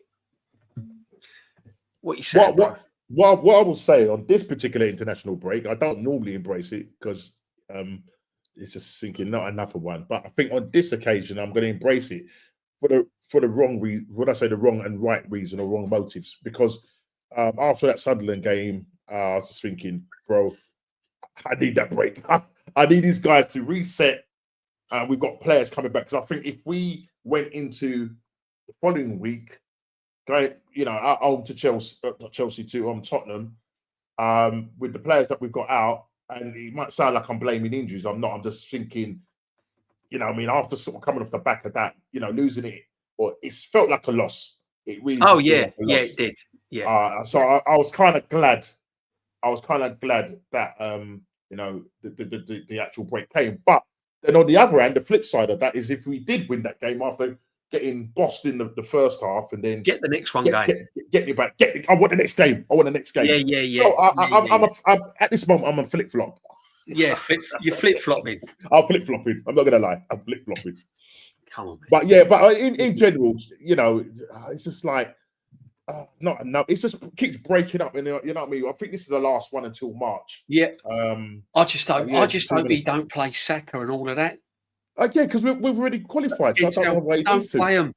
Yeah, Can you imagine if one of them gets injured now? That's the worry. That's the worry. And remember, he played. I don't think he took Saka off in that game yesterday. He didn't take him off. He took off Declan, but he didn't take Saka off. So yeah. Yeah, someone asked me the free best hairstyles. Oh, I don't know really. I had a big old wedge back in the day, the old soul boy wedge haircut. I had a high top. I had a proper wedge haircut, so I had it. I'll tell you what, I had a nice wedge haircut, and then I went from that, and I had the old. Do you remember the old Human League? Where you had it short one side and long the other. Yeah, I went a little bit new romantic. What was that song? What was that Human League song? Don't you want me, baby? Don't you want a trophy? You spent £1 billion in another little. What's the name? Aaron's been live for quite some time. He's been live, I think, about half an hour before me. Yeah. Go on, mate. Yeah. Another thing is, my missus used to be a mod as well. Yeah. Oh, I've been through it all. Mod. Yeah. I've been a mod. I was a bit of a soul. I've been a mod. I've been a casual. I've been a new romantic. The only thing I didn't dabble in was punk rock. Yeah. Oh, what's his name? Johnny Lydon. Johnny. Johnny Rotten. Big Arsenal fan. Brought up round Islington. Massive. Did you like what was that band? They kind of mixed reggae with it. Not George Michael. What's the name of them? Oh gosh, I can't remember the name of the band. He wore makeup. Cheers, I see. I'm banning him. If he starts, you ban him again. What's his name? What song was that, Norms? What was that? What was that band? With George, what's his name? Culture Club. Sorry. Oh, Boy George, Culture Club. I like some of Culture Club's music. Yeah. Listen, you can't beat a bit of 80s, Norm, can you? No, you can't. 80s was brilliant. Then 80s just cheers you up, doesn't it? Yeah. 80s. Everything about the 80s was just like cheery, wasn't it? Yeah, the music. Fatback Bang. You remember the Fatback Bang? Yeah. Oh, mate, it's a great days, mate. Do you remember Cameo? Yeah, Cameo. He was wearing that big red. Yeah, that's where Lenny Henry got it from, wasn't it? With the old cod piece. Aswad. Lawrence asked me if I was an Aswad fan. UB40. Yeah, UB40, DJB. I'll tell you what. I was into level 42, mate. What in street? Level 40. Oh, level 42 was class. I saw them a couple of times. Level 42. I went for a period of time where I really liked them. I still like the jazz funk soul. Yeah. I've got loads. I've got loads of vinyl. Do you know, if anybody didn't know, right? He was Soul Central Radio. Get on it. Go and listen to it.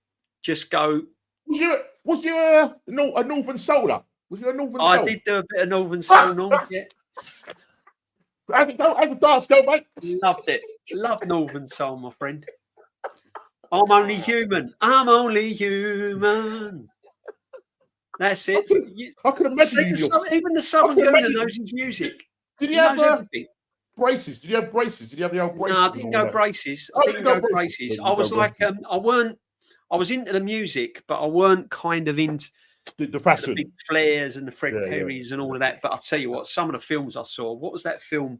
There was one they made. I can't remember what it's called. It was where was it? It was on a few years ago. There was one film they made, Northern Soul film, and the actor was the Scottish actor. Yes, I can't remember. What was that cop program where they investigated bent coppers? Him and the one that done the. I know you're talking. Yeah. I can't remember, but I know you're talking. What was his name? But he was in a Northern Soul. He done a Northern Soul film. That was one of his earliest films. What was his name? I can't remember his name now. But yeah, I remember that one. It was Wham! Yeah. Did you have the David Bowie, man? Absolute legend. Yeah. And it's funny how the proper artists all die young. Yeah, And you're left David, with a crap, and you're left with like, yeah. do you know what I mean? Yeah, David Bowie, even Michael Jackson. Say what you like about him. What an absolute legend. The off the wall album for me is off the wall album. That was better than Thriller. That was better than Thriller. Well, the off the wall album, I remember this because I play drums, and there's a little thing that you do this like this little. It's like a yeah. I wanna rock with you. Oh, what a tune! Listen, I've got that on 12-inch vinyl, right? Yeah, Rock with You, Michael Jackson. And if you listen to that 12-inch vinyl version, it is just the best. Wicked. Absolutely wicked, mate. Brilliant. Wicked. Human League had a Christmas #1. Don't You Want Me, Baby? They did. Remember it well. Remember it very well. The Clash, London's burning and I had Normski down as an Aswad fan. He is an Aswad fan. He's everything Norms. Listen, the sort of way he gets looked after by Mrs. Norms, he can be who he likes. I'm telling you. Tears for Fears. Gilberto Silva or Petit. Petit for me. Yeah, definitely. Although Gilberto Silva was very. He was an unsung hero, Gilberto. I don't know. That's a tough one. But that's a brilliant question, because when you're looking at a man like Zubimendi, Gilberto Silva. The only way, I'll tell you this now, right? DJB, the only way you get Zubimendi in that threesome there, pause. The only way you get Zubimendi in that threesome is put your hope glasses on. Yeah, that's the only way I'm getting Zubimendi in, is get the hope glasses on, as Matty invented the word hope FC. And I praise Matty. He's my lord. He was my founder. These are the Zubimendi hope glasses to get in that free with Gilberto Silva and Patrick Vieira. There you go. Takes it off. He's back into the real world. Unfortunately, there's no hope. There's two hopes. Bob Hope. Bob Hope and no hope. Johnny H. Jazz. Oh, Matty. No, Matty knows his music, man. Now we're talking. Me and Matty were exchanging music. We was exchanging music. I'll tell you what, though, that era that I remember, like the late when I started getting in my teens, sort of like early 80s, late 70s, and all of that, and that American wave came. I mean, it came over before then, didn't it? Way before then. But that American wave that they crossed the blues with soul and it's just wicked. Some of the music was just incredible. Do you like a bit of Bee Gees? Yeah. Come on. Bee Gees, brilliant. Night, night. Oh, how deep is your love?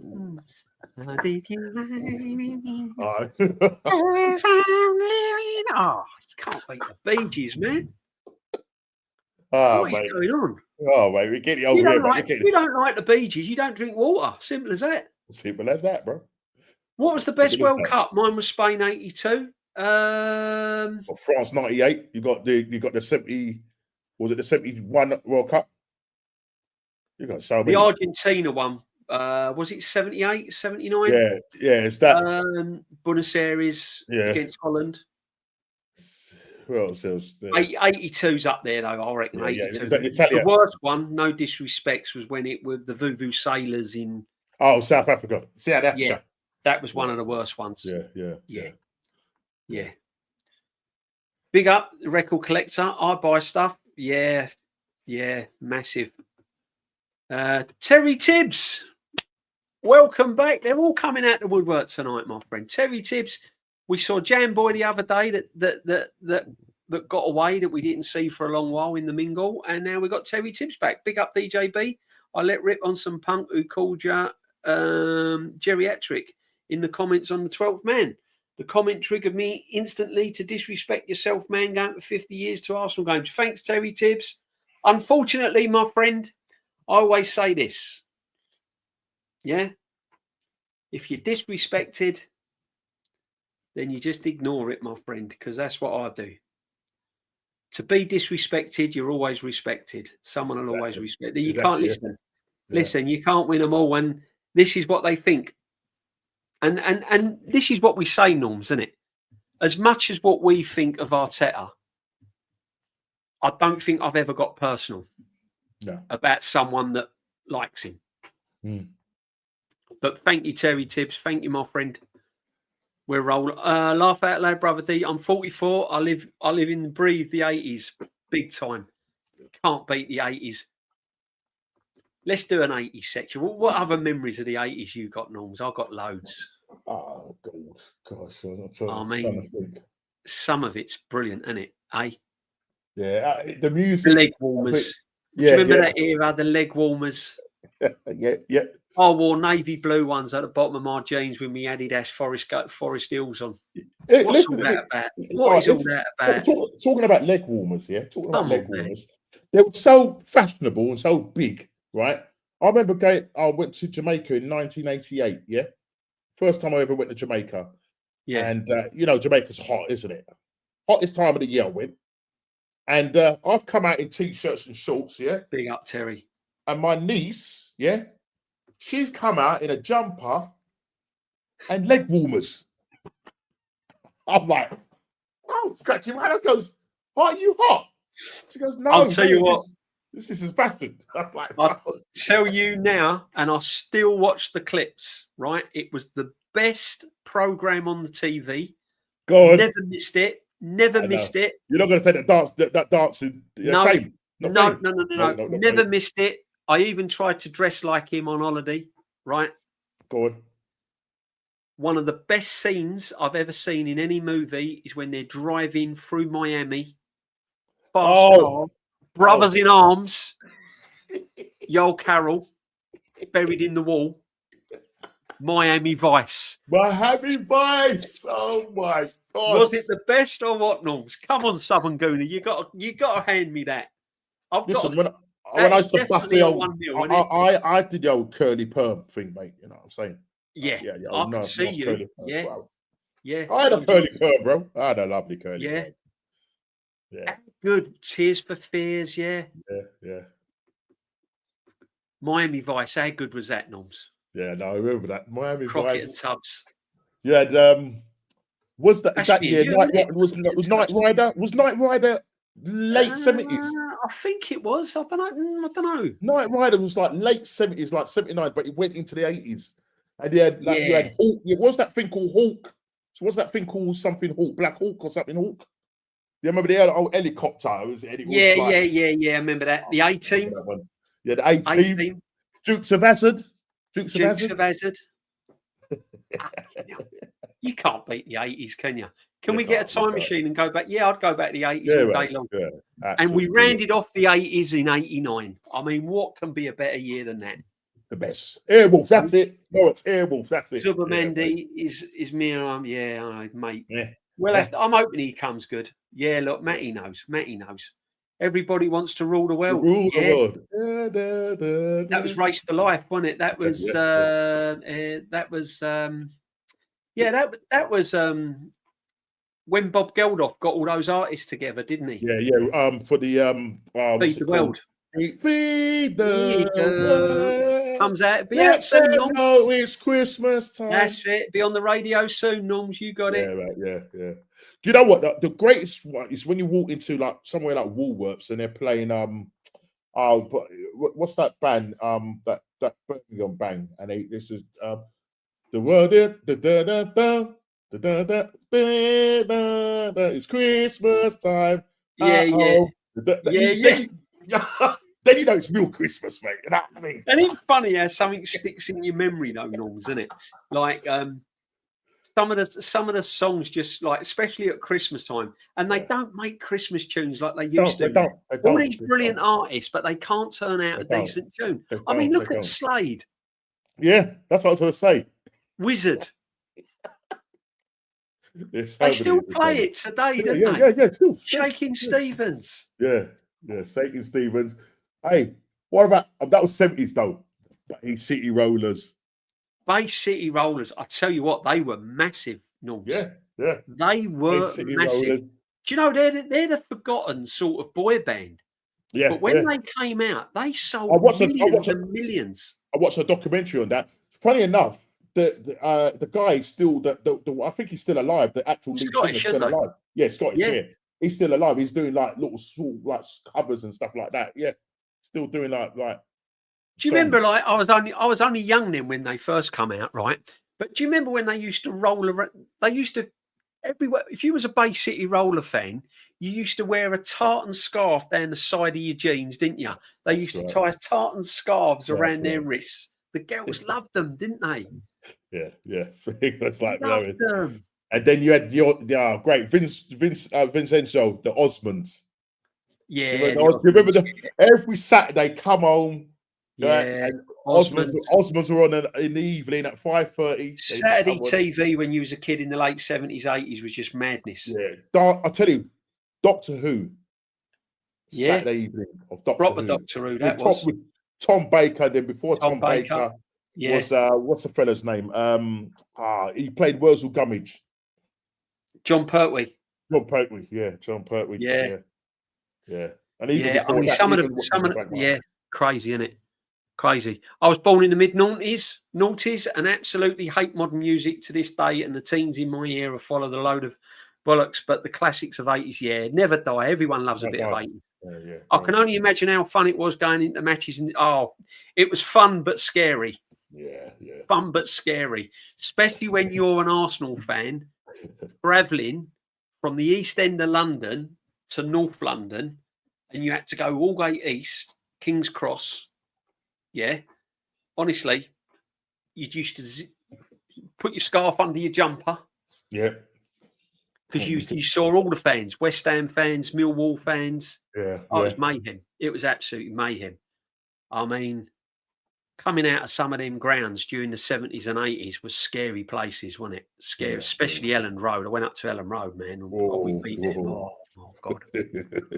Oh my God, it was terrible. Yeah, you just cannot be seen.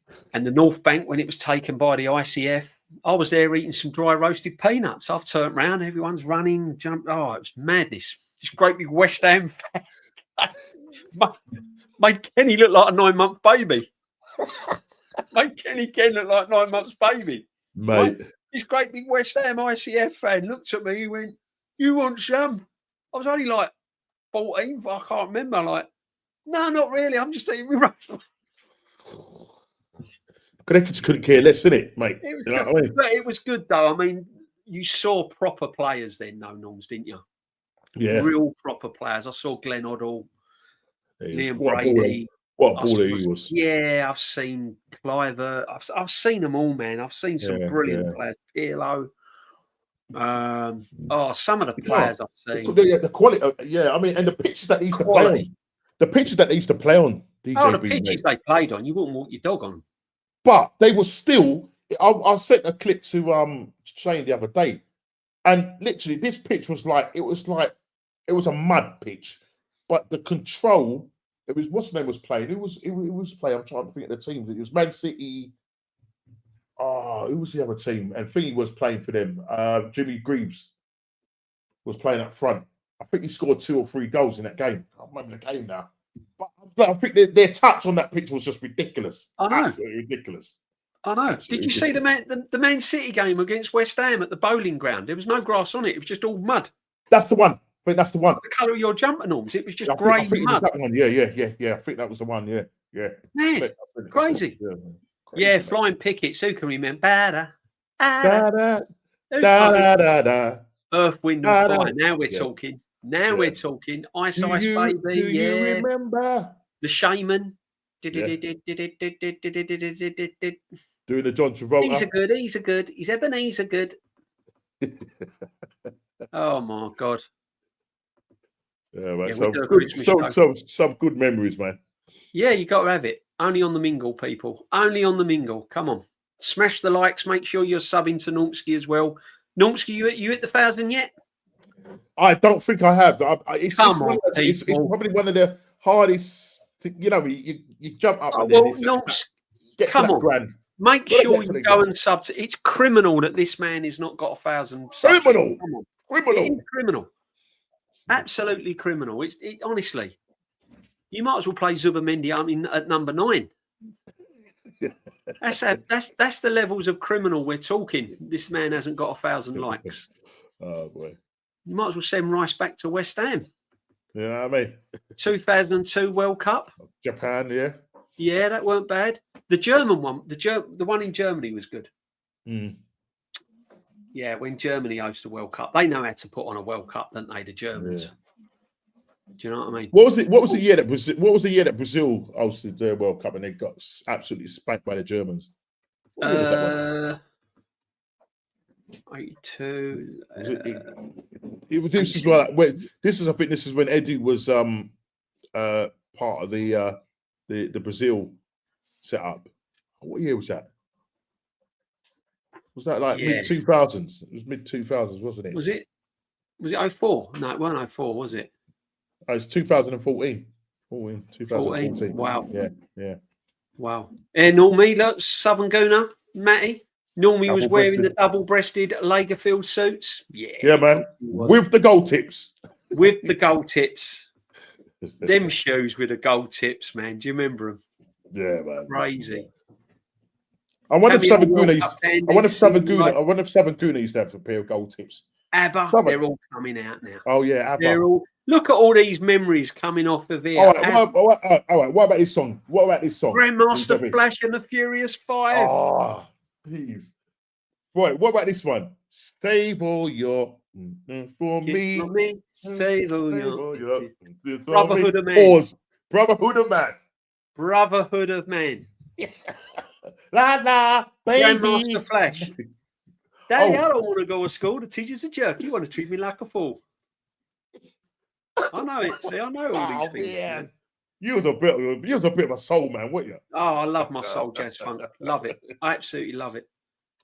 I'm going to start referring to you to the Tubbs and Crockett. That's the one, Southern. We'll have that. Tubbs and Crockett. We'll have that. Miami Vice. As long as you, as long as you don't give Norsky the title of Crockett, I'm all right. You know what I mean? Oi, what a bit of Kojak. Hey, cracker. Oh, Kojak, man. Come on. Hey, bit of cracker. I'll tell you what. 5-0. All right, guys, DJ B, I've got an exclusive. Away 5-0. Starsky channel. What are we doing here? All right, a Y50. Yeah. Steve McGarrett. And you remember, they used to do this, watch it. I'm going to show you how they used to do it. Yeah. You got it all there. Honestly. All right, I'm going to tell you this one. He's going around the derelict factories throwing bricks. Yeah. Yeah. I remember collecting the R. White's lemonade bottles. R. White's lemonade. If you took them back to the off license, you get a penny on them. Get a penny. So what the guy used to do, he used to put them in the crate and put them out in his backyard. Yeah. We used to jump over the fence, take the crates, take them around the front, and he'd pay us to put back. Oh, things you used to do, man. Listen to this, right? DJ P. This the woman I never ever thought I would ever see this in my life. Starsky and Hutch, yeah? Yeah. Starsky and Hutch, yeah? Loved it. David remember Huggy Bear? Huggy Bear? Hey, Huggy. There's always go. There's the Airwolf. Remember we used to go to Huggy Bear because used to get like what you got for me? What you got for me, man? What you got for me? Hey man. Yeah. Huggy. Listen to this, DJ B. Listen to this. Listen to this. I was in South East London, Catford, yeah, at the Lewisham Town Hall, yeah, and we're going in to see a show, right? And guess who was standing outside? Not Huggy Bear from Huggy Bear. No. I turned round and I thought, am I seeing things? It was Huggy Bear.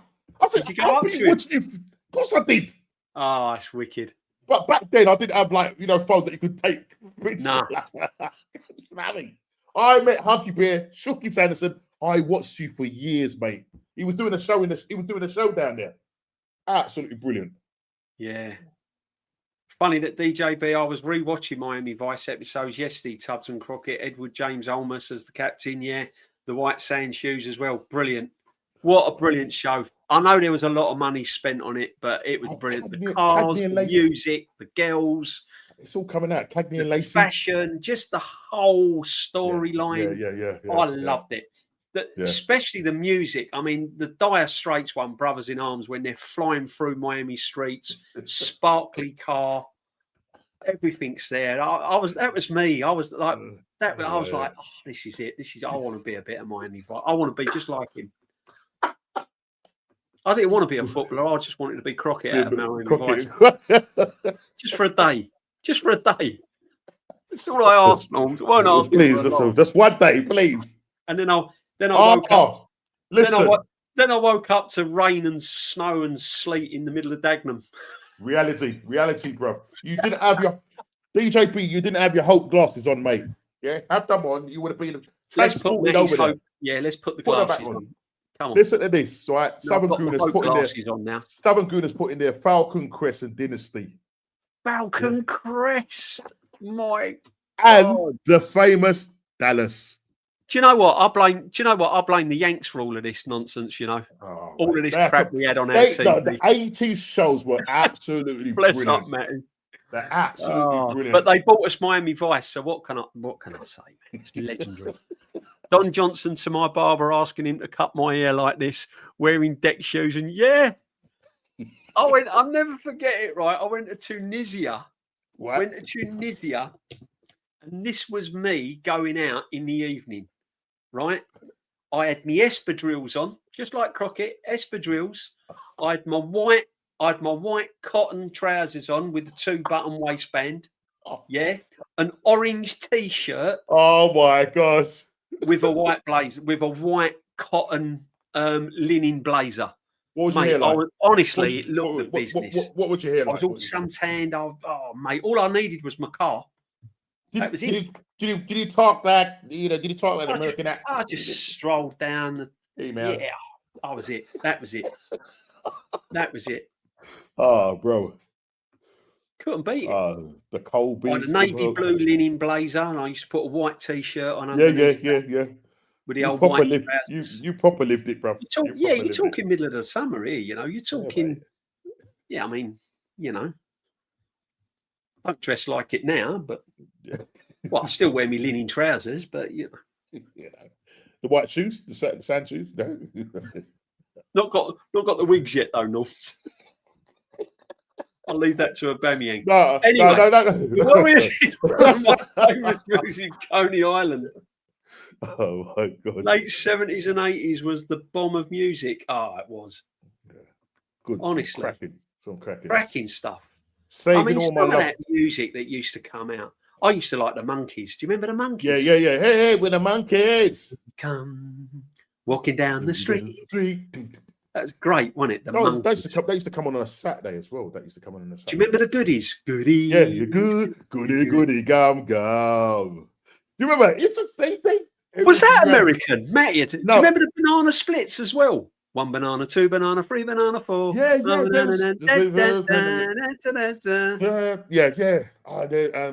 was the other one? There's so many shows. It was just like literally.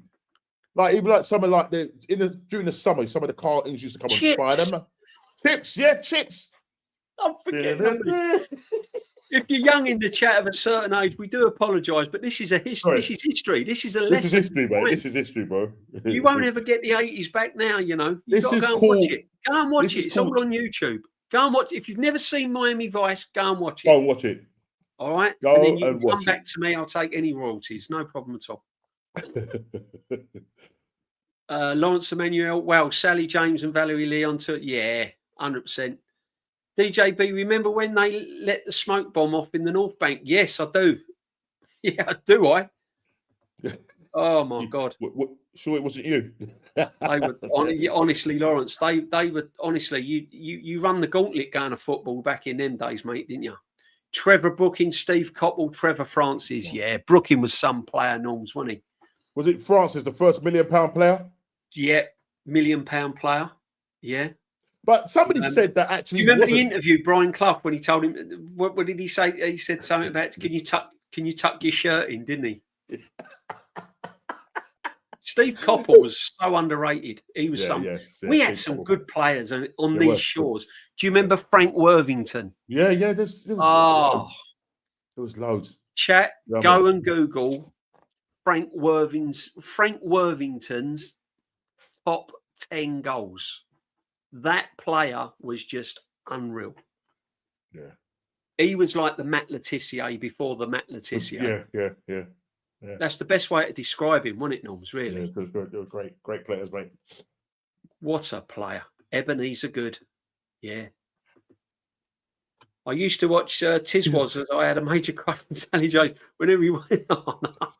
Well, in Tiswas, you had Thingy was in there, wasn't he? The guy that does You Want to Be a Millionaire. He was in there. Chris Tarrant was in there. Lenny Henry was in there. Lenny Henry used to do, because he was originally from Birmingham. But what's the name? And he used to drink the old condensed milk. He used to make the condensed milk sandwich. So he used to get like bread and open up the tin of condensed milk and put it in there and eat it. Yeah. Oh. What they used to, do you remember though what they used to do on them sort of programs? They used to get away with a lot of things. You'd never get away with it now.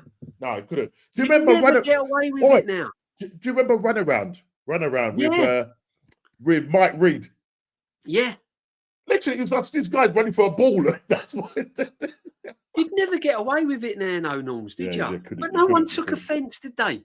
No. No one took offence. It was just like living, wasn't it? Nowadays, you say something and it's, oh, you're this and you're that and you shouldn't be doing this and you're this and you're that and you can't do this, you can't fly that, you can't wear that, you can't go here. Very woke. We're micromanaged, don't we? Yeah, very. They're even putting 17p now on petrol cars and all this ID like and man, come on, man. Let's not talk about that, man. Gone to pot. We can't talk about that.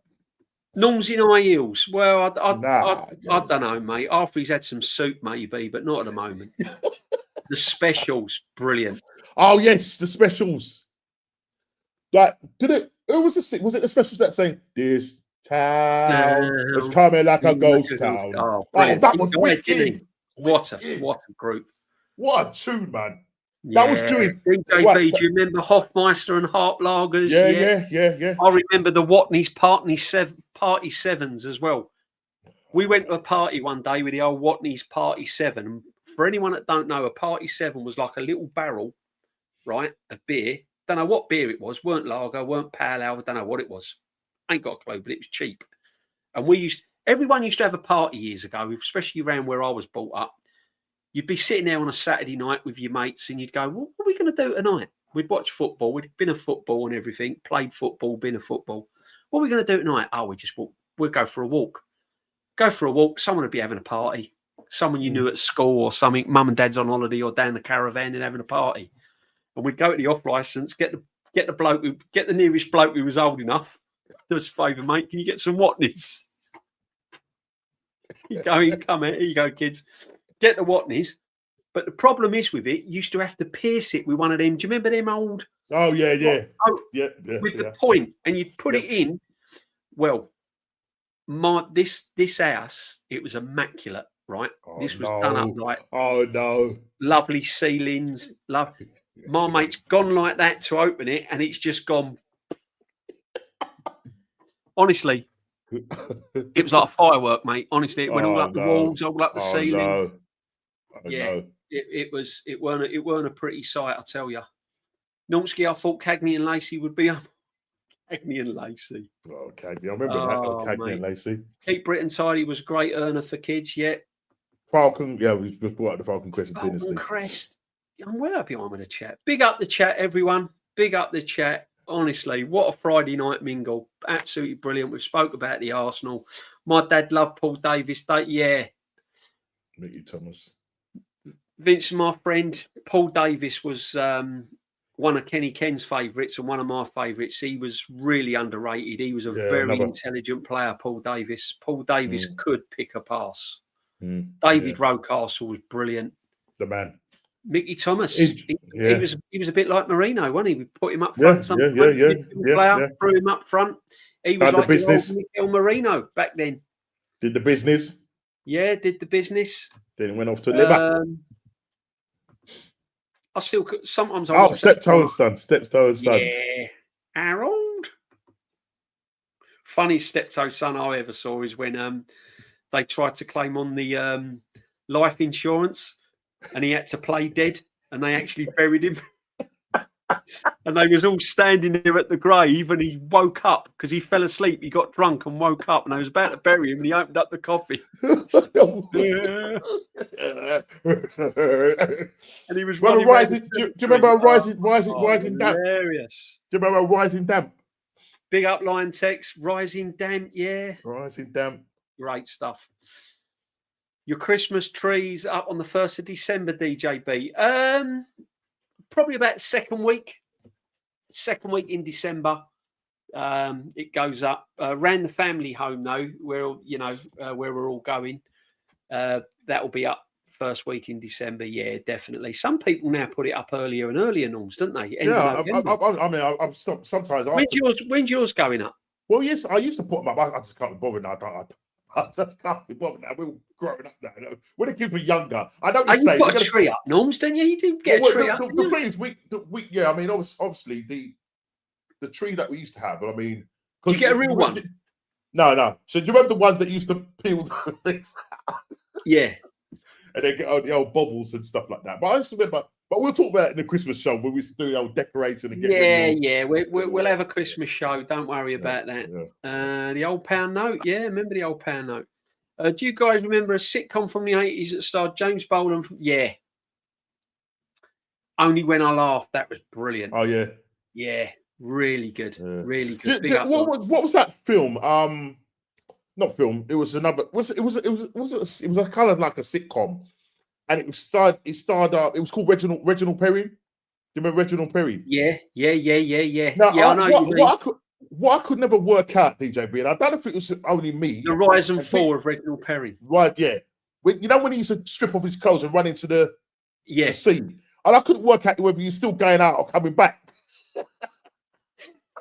Go and have a look. Go and have a look. Oh right, yeah. He just wanted to get away from life, didn't he? Yeah. CJ, I remember back in the day, old CJ. It's the only Man United Newcastle only Premier League Boxing Game day. Yeah, it's on Boxing Day. I thought they'd stopped it all. I didn't think they. I thought they were going to do nothing. I didn't think they had any games Boxing Day. I thought that was all gone, completely all gone. Anyway, my friend, I've kept you. What? It was only going to be a quick mingle, wasn't it? Yeah. Honestly, it's such fun. Lawrence is chucking them out. Nulski, you must have been a musical youth fan. Pass the Dutchie on the left-hand side. Pass the Dutchie on the left-hand side. It's gonna bun. It's gonna run. Pass the trophy on the left-hand side. Arteta, pass the trophy on the left-hand side. Arteta. I'm going to Bamiyang drop that FA Cup because his air got in his eyes. Oh, that's that. Do you reckon he slipped? Sort of like you dropped the FA Cup.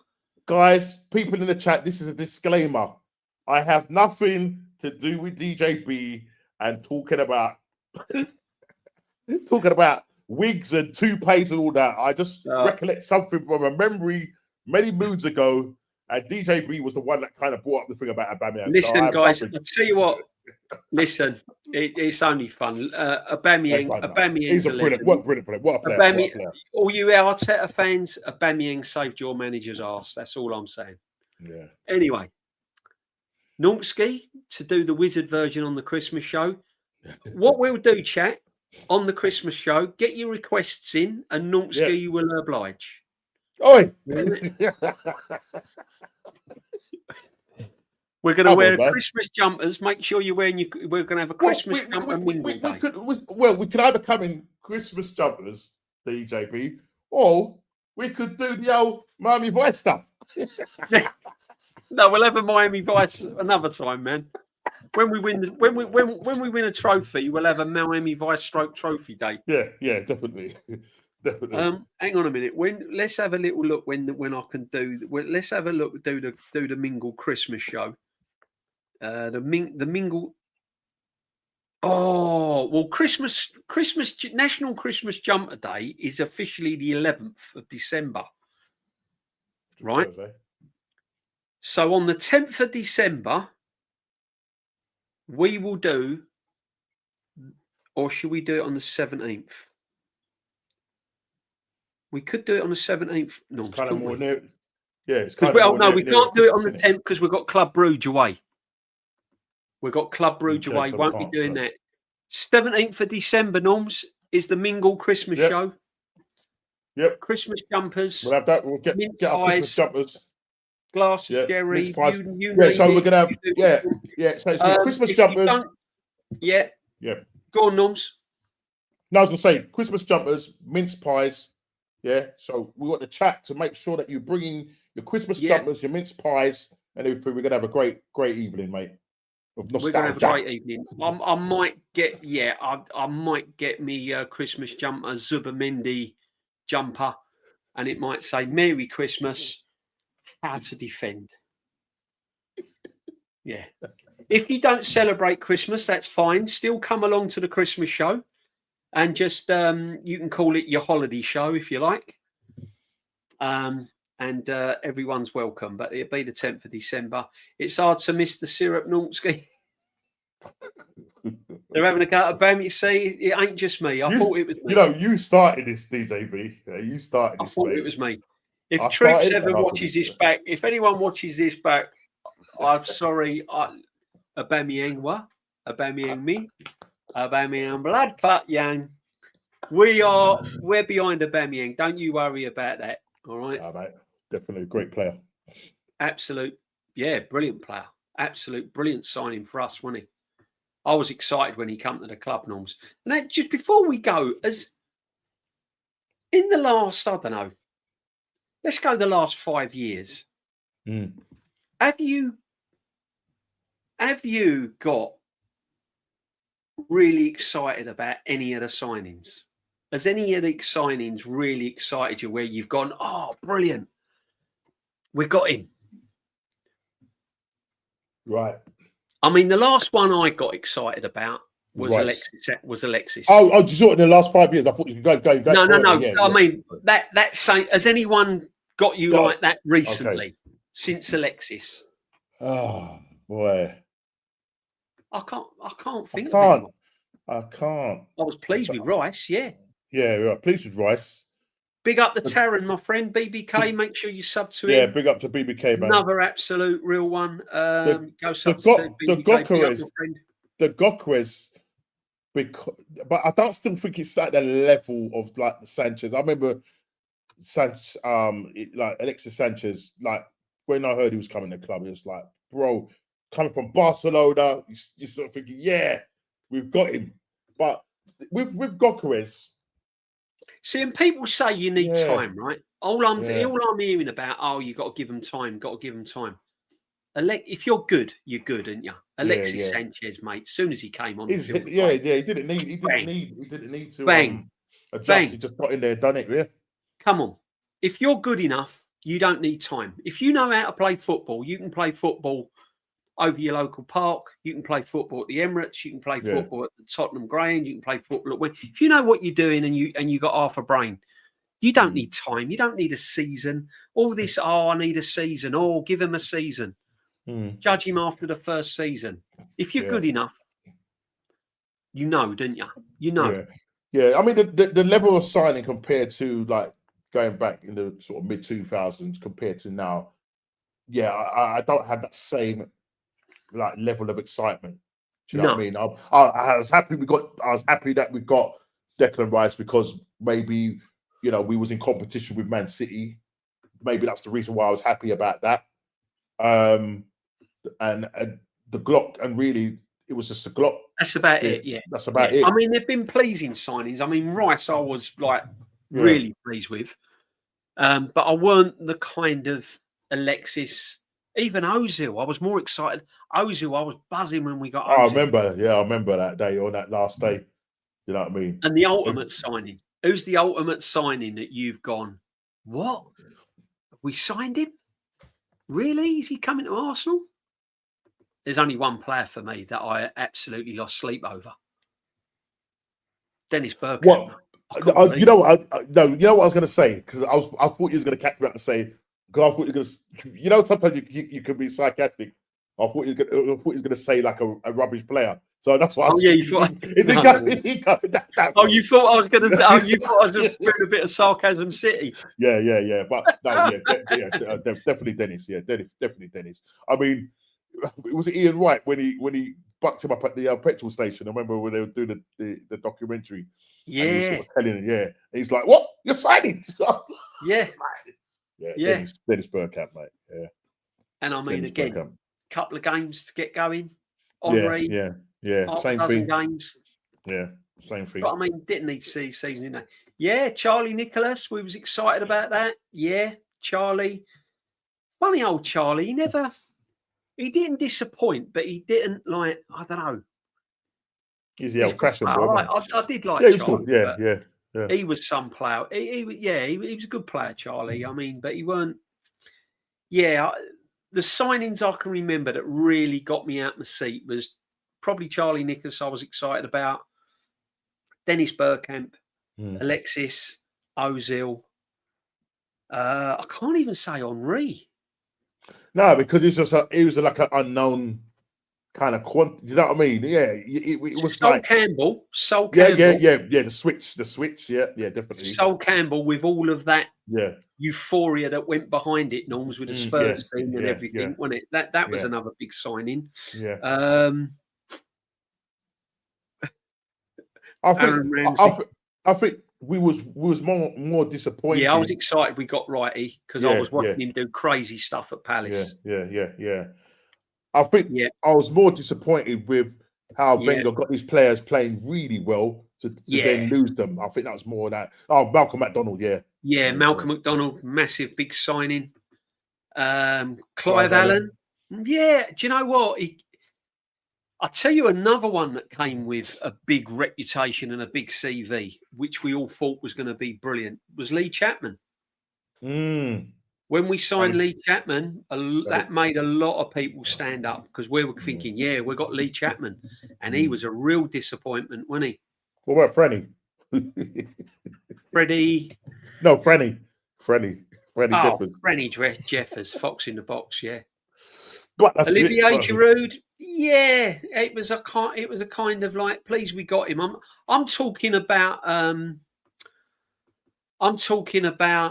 like signings that kind of you went, whoa, come on, that's it. We mean business.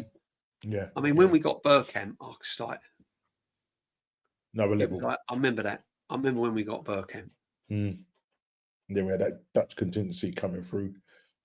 Unbelievable. But we've had some brilliant players, haven't we, at Arsenal? Oh, yeah, definitely. We've had some real brilliant players at Arsenal. So when you talk about squads and when you talk about best in the world and all of that, this squad's okay. This squad's decent.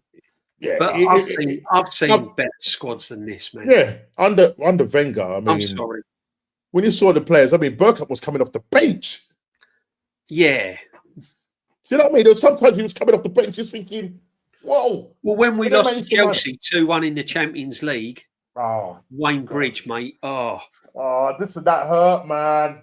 Dennis Bergkamp came on in the last 10 minutes for Reyes. Yeah. Oh, man, don't talk to me about that, brother. That was tough. It's tough, man. I was gutted. Now you're breathing. Listen, bro.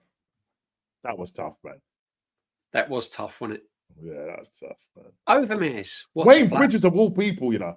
Wayne Bridges of all people Wayne to go to win. Bridge, man. Wayne Bridge sent us out. He probably didn't really see eye to eye. I swear we'd have won it that year if we'd have gone through. Yeah. Can't believe it. I remember we'd have won it. At we went up to Ivory. I can't remember the name of the pub.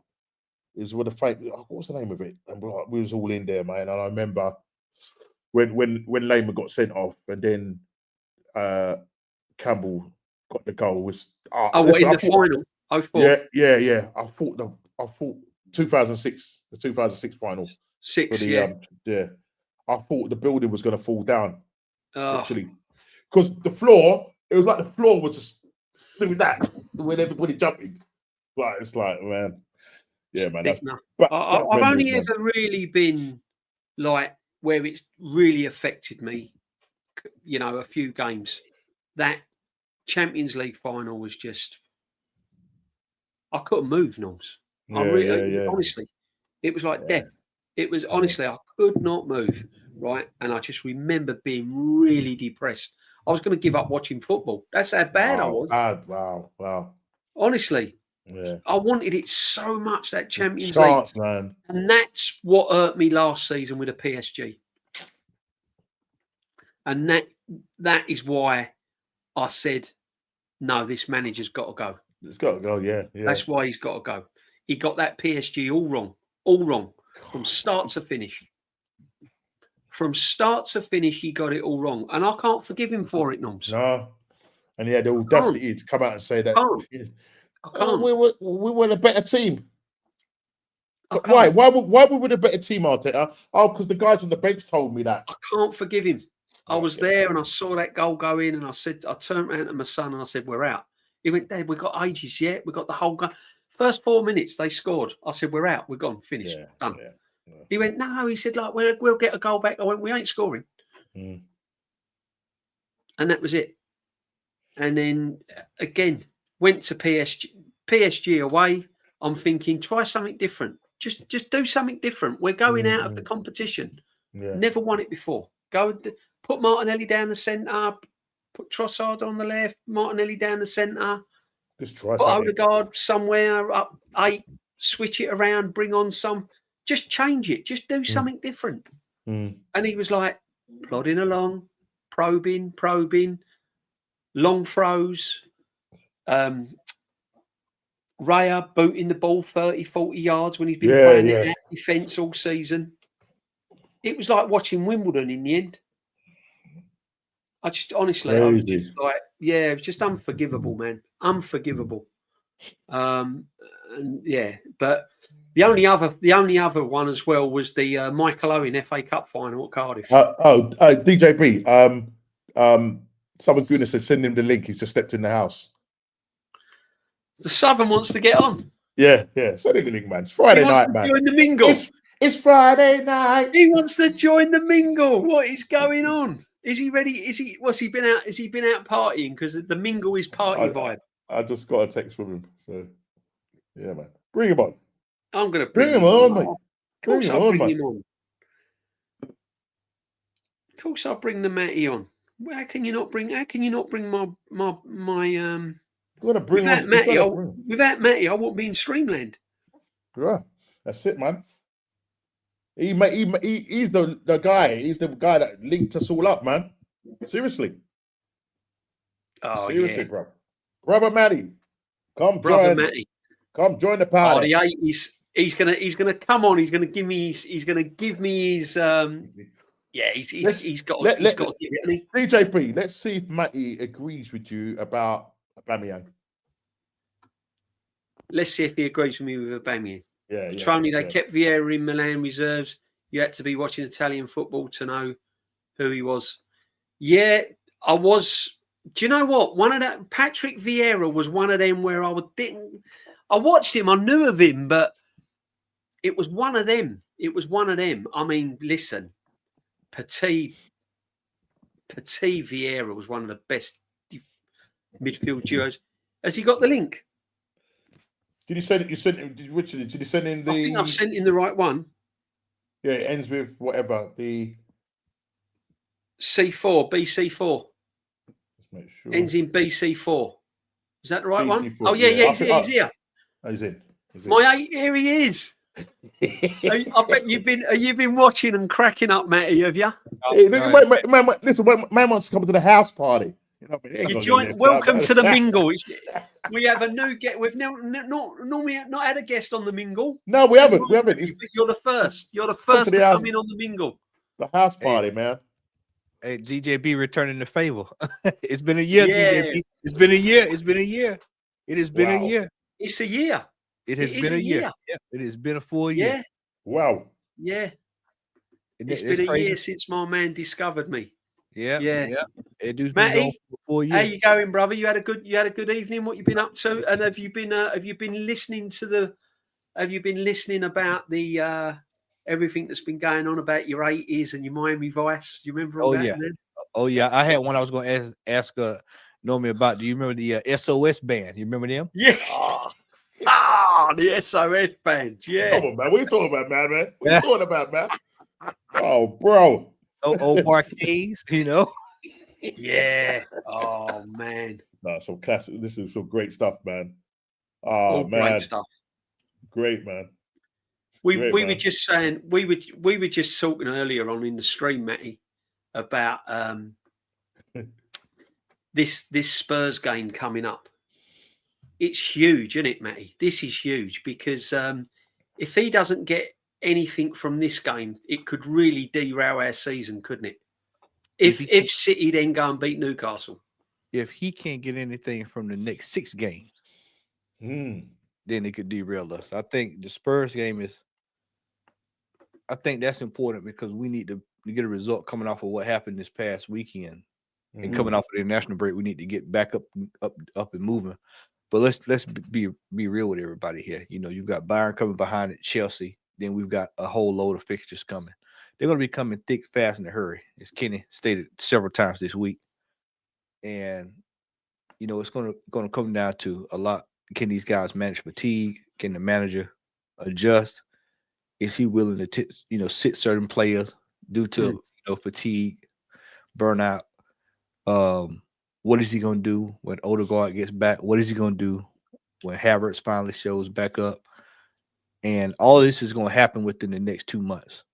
I think for me, I think personally, gentlemen, I think this November, December, and January, that right there is going to just about, if we're still looking like we did before this month, in January, I feel pretty good. But we've got a lot of road to cover here, and I think a lot of these games coming down the pipe is going to tell us. You know, you got Villa, people writing off Aston Villa. They're not afraid of Aston Villa, and we've got them twice in a month.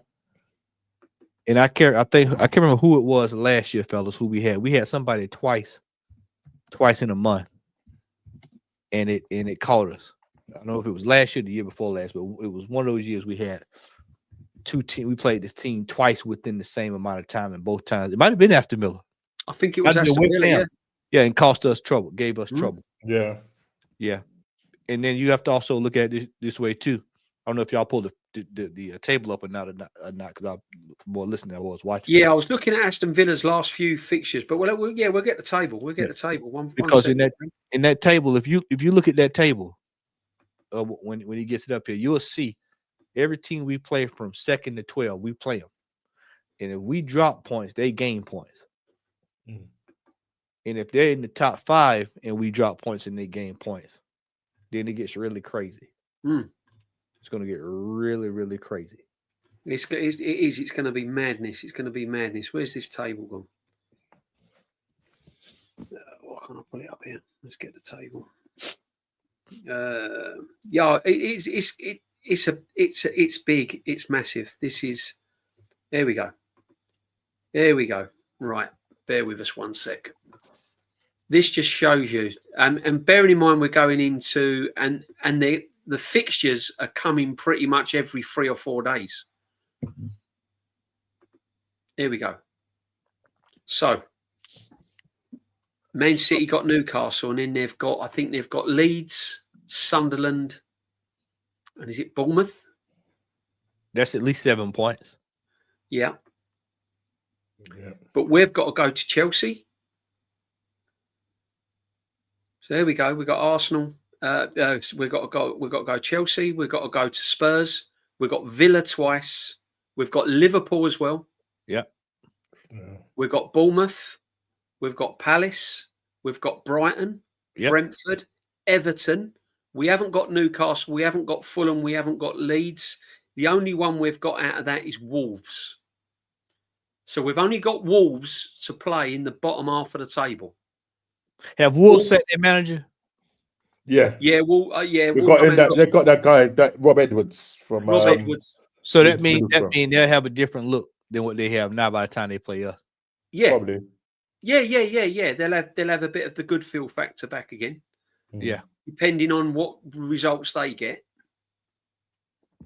But this is all but this is what I'm trying to say, Matty. When you think how good we've supposedly been, we're still only 4 points ahead of Man City.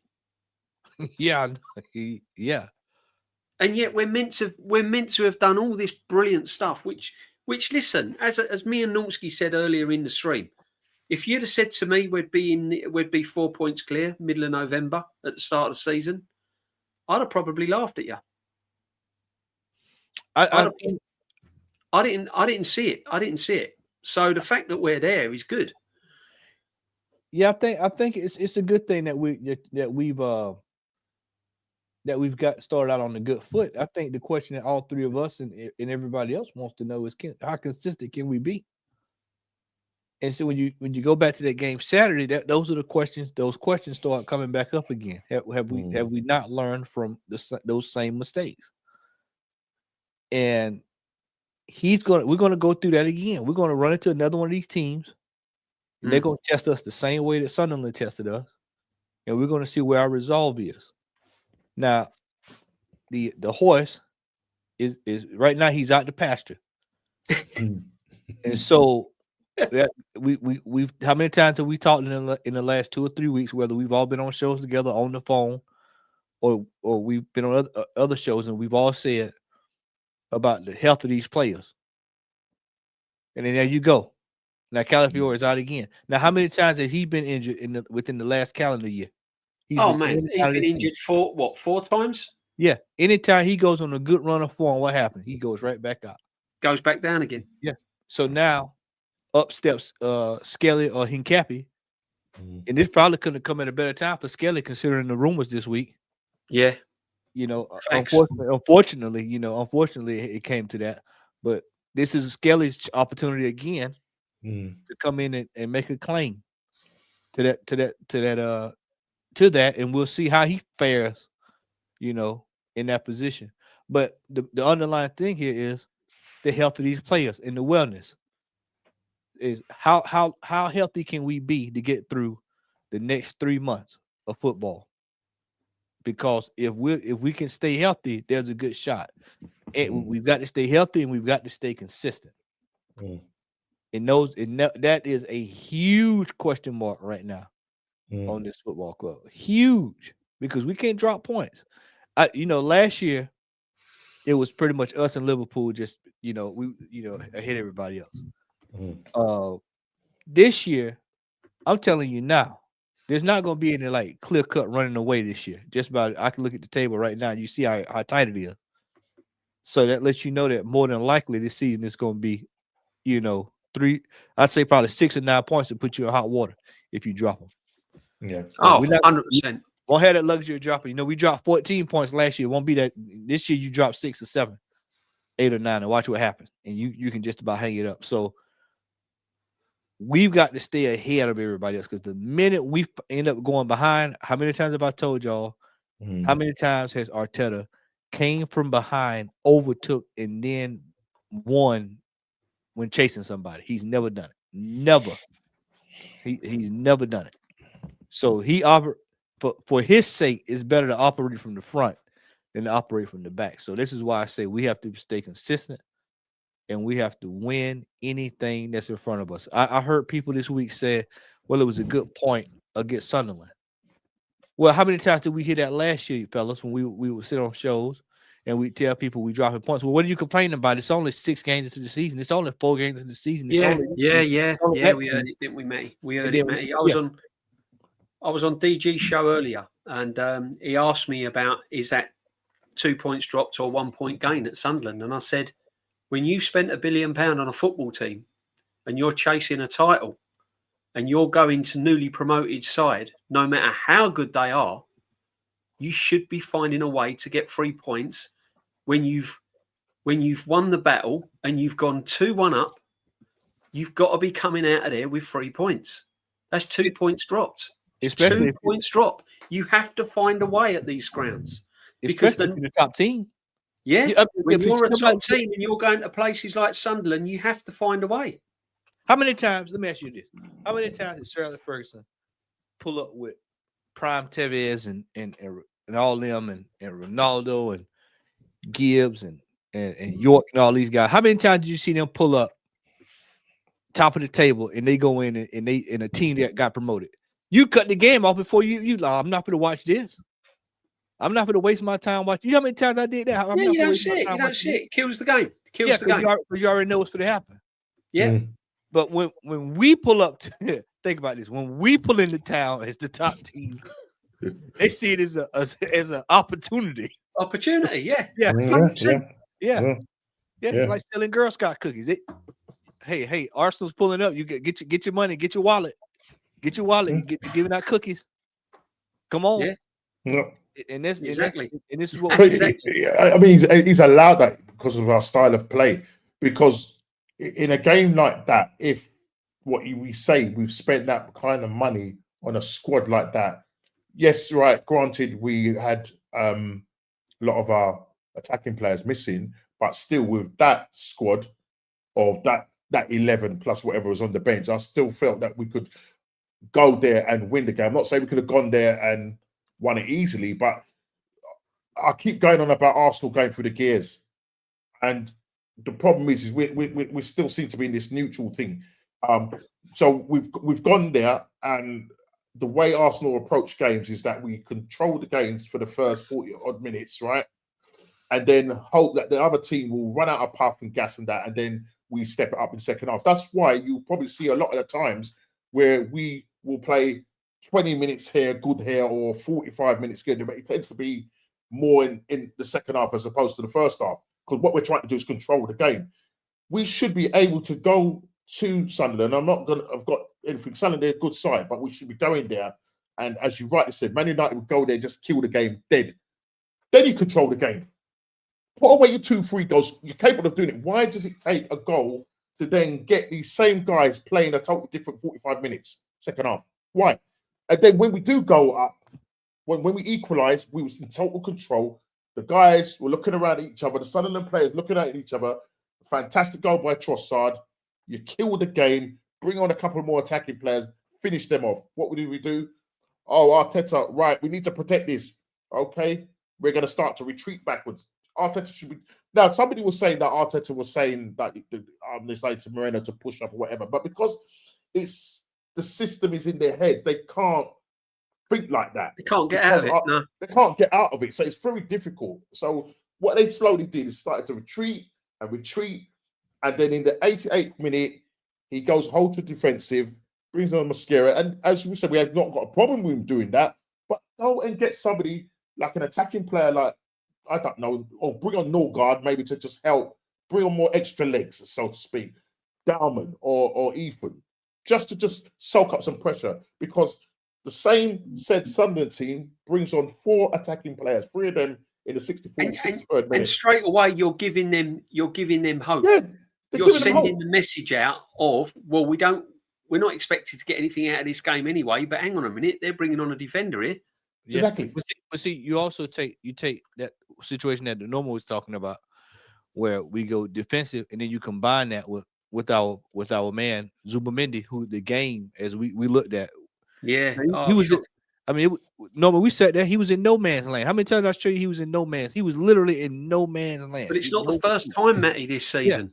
Yeah, but see, nobody's watching. He's got away with it. He's got away with it, and we've come out with 3 points. But it's not the first time that he's been in no man's land and been weak defensively. JB, but that's the problem. Nobody's watching him. They see him. I was thinking about this all day while I was on the road.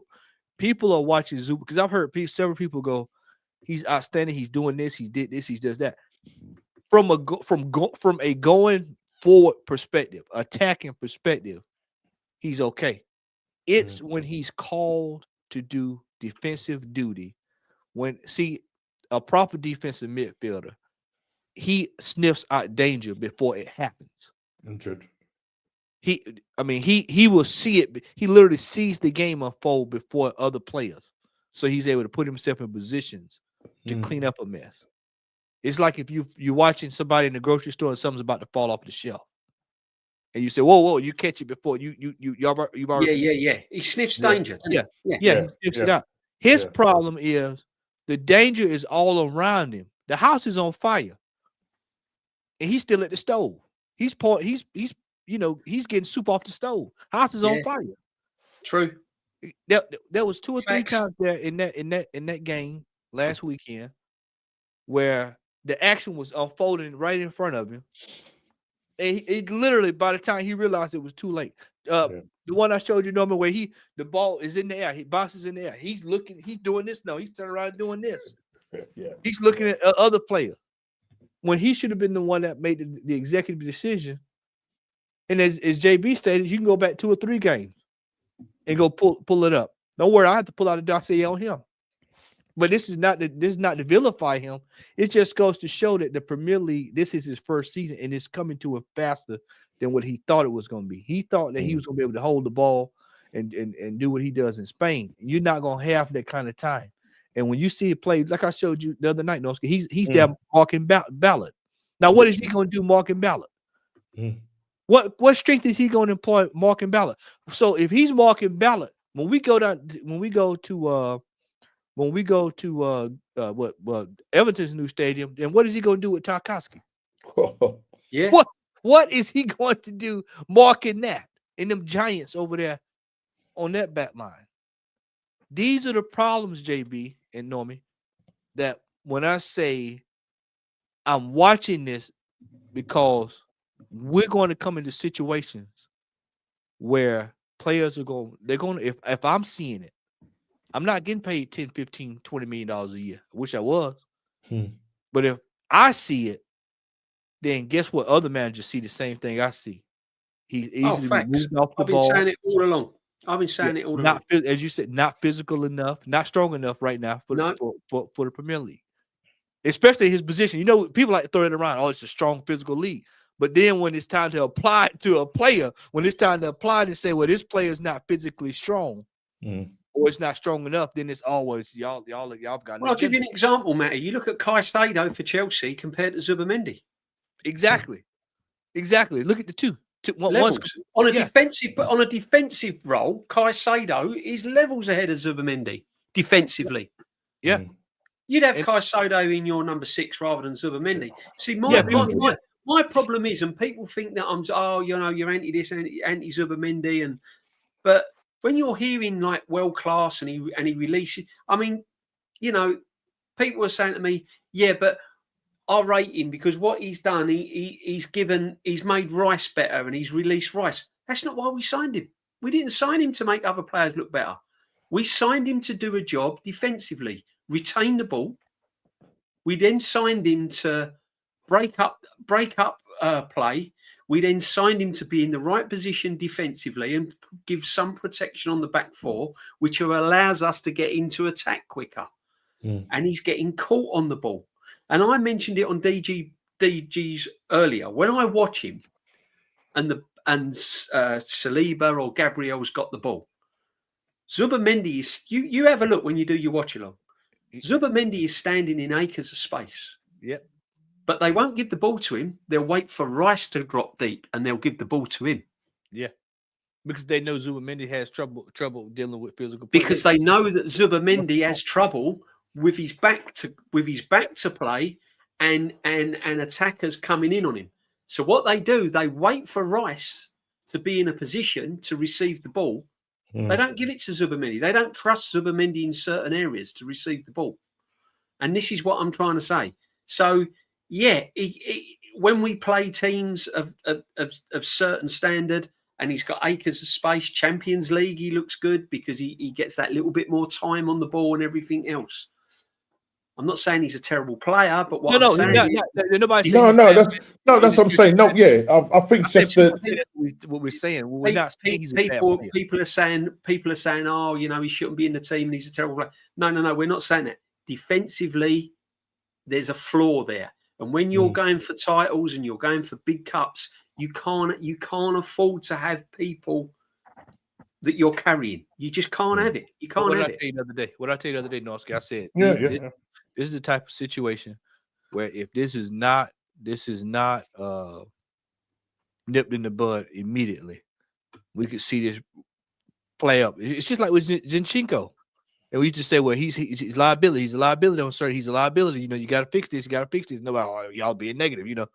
And what happens is we'll find ourselves in the game, whether it's a cup final, whether it's a semifinal, whether it's even Bayern Munich, where there's a stretch of the game where we need to maintain control and we start losing control. That's what happened to us the other day. That's what happened to us the other day. When you go back and look at those goals and look at the first goal and the second goal, both of them, I showed Normski, JB, I showed both of y'all where it started at and where it finished. I said, here it is, right here. Remember when he just kicked the ball up in there?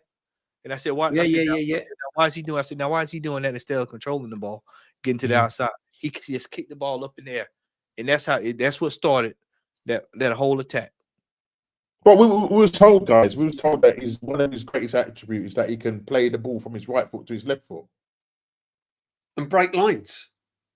Yeah, but I was also told he can break lines. Line breaker. I'm sorry. I mean, big up. I'm glad you're new to the channel. Welcome to the community, my friend. Bit harsh, DJB. Well, football is harsh. When you're chasing a title and you haven't won anything in many years, it's going to be harsh. Sometimes reality is harsh. That's why you have to face reality.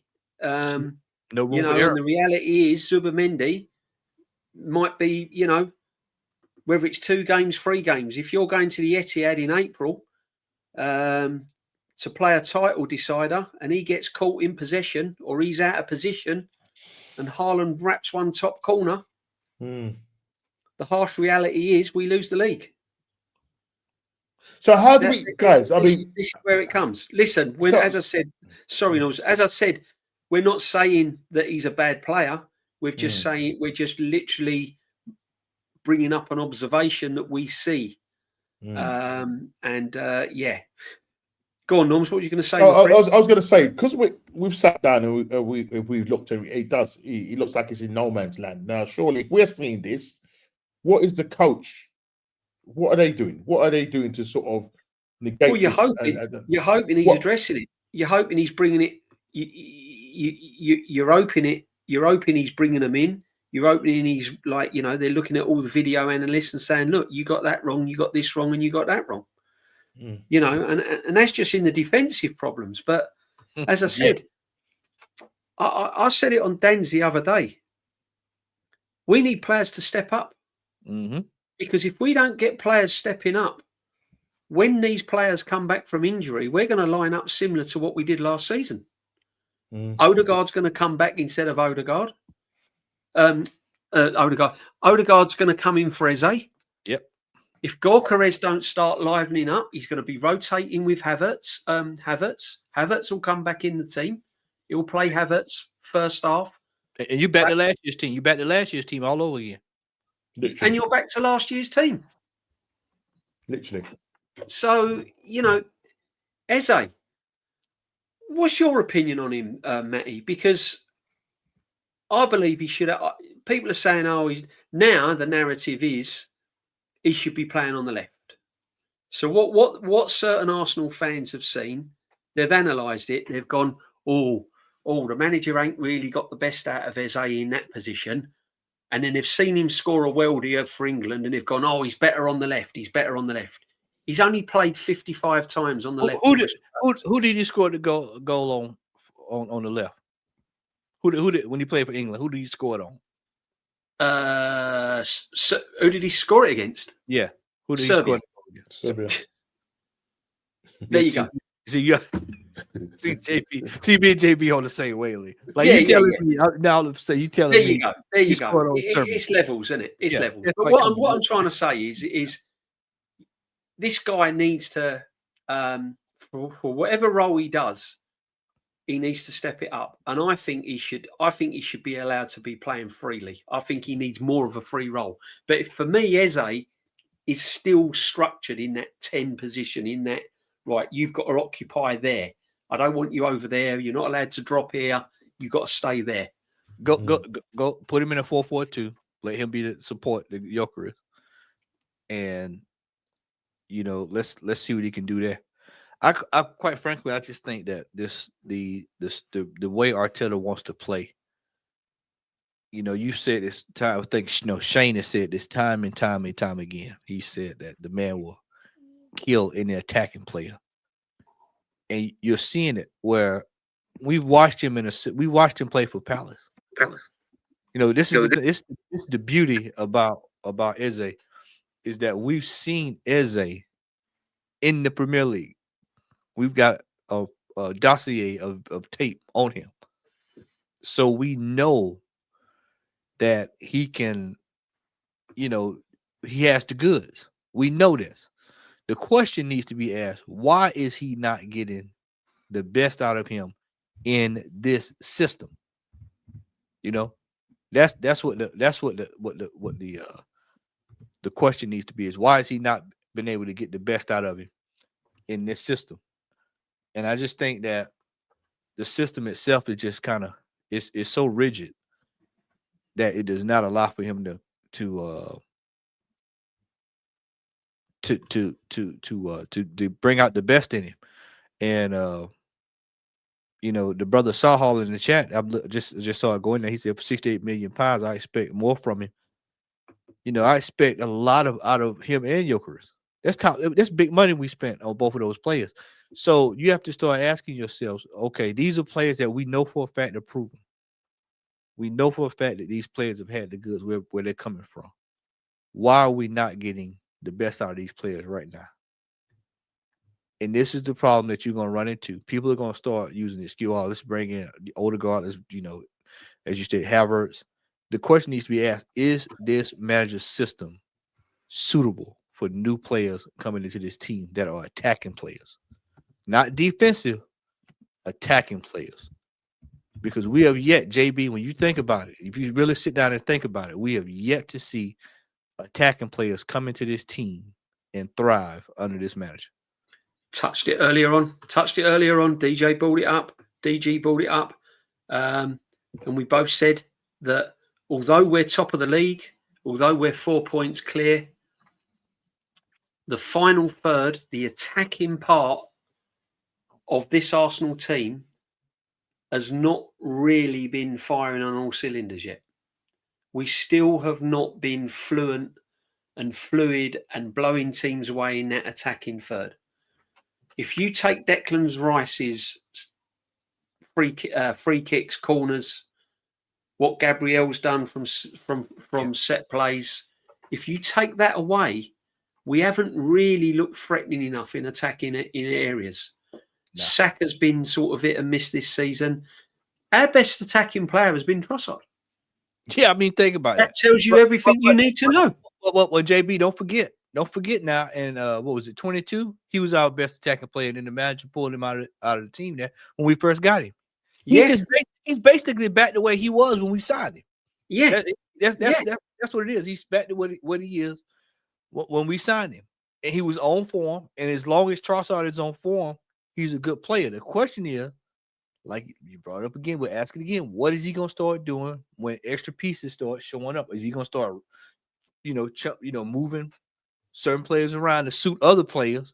It's when the panic sets in. This is when I worry. Well, JB, remember before all of the injuries and the season started, we were about maybe 2 or 3 games in, and there was talk about the manager having favorites. And so once the injuries happened, that canceled all that. So now he has to take, now those players are coming back. Does he revert back to that? Facts. And will that be detrimental to the team? That remains to be seen. Those are the questions that I'm asking here. Will he go back to what he was trying to do beforehand, and will it become detrimental to the team? Because, like I just stated, Trossard is on form, and right now he's the best. He's the best of what we got going forward. We're gonna have to. A lot of questions are gonna be asked. A lot of questions are going to be asked when we come off of this break in a couple of weeks. And we return back to Spurs and especially Bayern Munich. And then if you look at the Champions League table, I don't know if you notice that. Look at the Champions League table and look at the top. Look at the teams. We've won a lot of our games. We're at the top, we're near the top of the table, if not at the top of the table. But look what's behind us. You drop a game against Bayern Munich and somebody else win. Now you got a mess. And we still got to play Inter Milan, and I think they're third. So the same methodology about us in the league applies to the Champions League as well. Because we need to avoid playoffs in that as well. We don't need any more fixture congestion. Mm-hmm. We don't need when the FA Cup starts in a couple of months. We don't need any replays. Oh, I don't know if they do replays anymore. I can't remember. I don't even think they do replays anymore. I think it's just straight to PKs now. But we don't need any more fixture congestion. Look at this. Look at that. You would think that we were further ahead. You think we're home and dry? Yeah, but look, we're not home and dry. Oh, there's Liverpool there. Real Madrid's down there too. Oh, is that Newcastle? We've got International away. So we've got Inter away. Yeah. We've got Club Brugge away. And you got to bear in mind, Club Brugge drew against Barcelona. Mm-hmm. Our only saving grace is we've got Carrio at home. Yeah. But see, I said we could perhaps afford to not do wholesale changes against Bayern Munich, but make some changes against Bayern Munich. He won't, because I think he's looking to get that game won, so we get 15 points and the group's more or less won. Yeah, we need 15. We need 15 points, but still, even at that, JB, let's say Inter Milan wins as well that same day. Guess what? I mean, not. Does it show you who live? Oh no, I was going to say I was wondering if it showed you, but yeah, Liverpool have not got them that much tricky games to go. Go to Google and do it. Go to Google and do it. I think I can go. I can go and if you go in the Champions. Who is it? That's the table. Who's Liverpool's next couple? Go up to a matches there. Go up to matches there. Right there. Yeah. Right. Go down, JB. Go down, right there. Right, scroll back up a little bit. Right yeah. Matches. There we go. Good spot, mate. So Ajax got Ben. Right. So what are we looking at here? Fixtures and results, right there. You see that fixtures? Right there. There you go.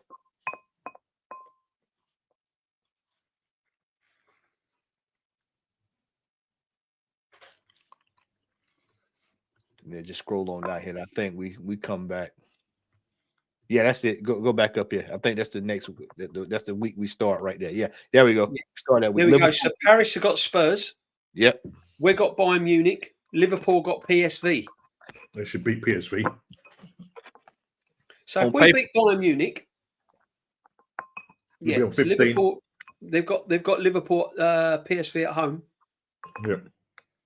So they're going to want to. Do you know what? I think Liverpool could beat PSV. I think they will.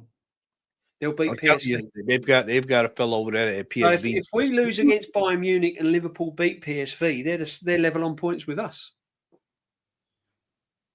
Yeah. They're level on points with us. So this ain't done. This ain't done. Paris will beat Tottenham.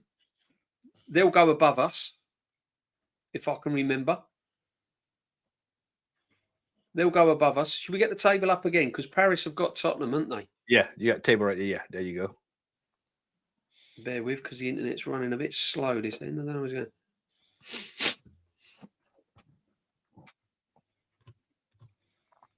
It's low. There we go. So Paris have got. Where's Paris? Yeah, Paris have got Spurs.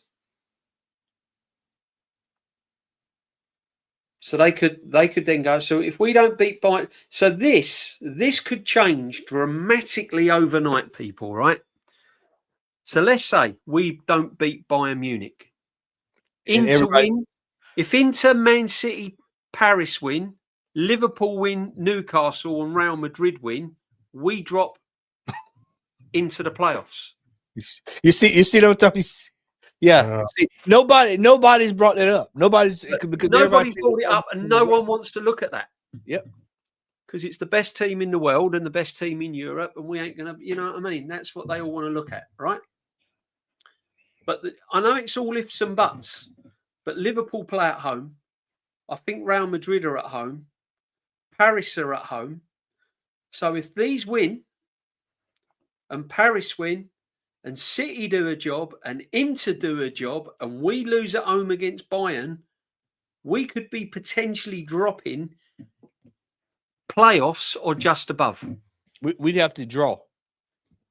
Yeah, that's what I was saying. The best. If we drew, we couldn't fall out, but we still be 7th, 8th. But see, this is why I say for me we need to finish at the top. You don't want to have to deal with any of these teams in the next round. You want to try to avoid having to deal with the big ones until kind of like we did last year. We got to Madrid and then you got the PSV and so on, and then PSG. But you want to try to avoid some of this if you can, because what's going to happen? Yeah, I mean, do you know what? You have to play the strongest team if let's say we end up in a situation, and I'm just speaking, we end up drawing Barcelona. Well, we know he's got to go with the best available team to play them. Yeah. All the starters are playing. So you want to find yourself in a situation where you want to find yourself in the best possible scenario, and not beating Bayern Munich and dropping down is not the best case scenario. Man City got Leverkusen at home. I mean, you got to think on paper, that's a win for City. I mean, on paper, that's on paper. Yeah.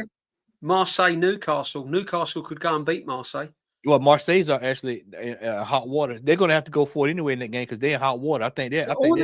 This is what I'm saying. All these teams that we're above, literally only by 3 points, could all win, and we could lose against. I was thinking like rotate players against Bayern, but looking at that, Matty, I think we've got to go for it because we could easily drop into the playoffs if we don't win. Yeah, but see, that's the thing. Sorry, Matty, and then the pressure after all that horrible fixture list. Yep, we're then got to go away to Club Brugge. Yep, and see that's the thing is that what's happened is, and this is why I try to tell people to stay grounded, is that because we've had such success.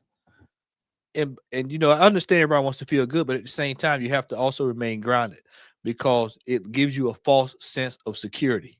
And that's what's happening here. Is I think a lot of people have got a false sense of security, thinking everything's great, not realizing that facts. If we don't win this game and we end up drawing, it could end up being a mess. Facts. Because if everybody else around us wins, now it's clutter. I mean, it's great for the televisions, for the stations, TV stations, or whatever. They eat that up. You got almost a tie across the board. Everybody on 12 points.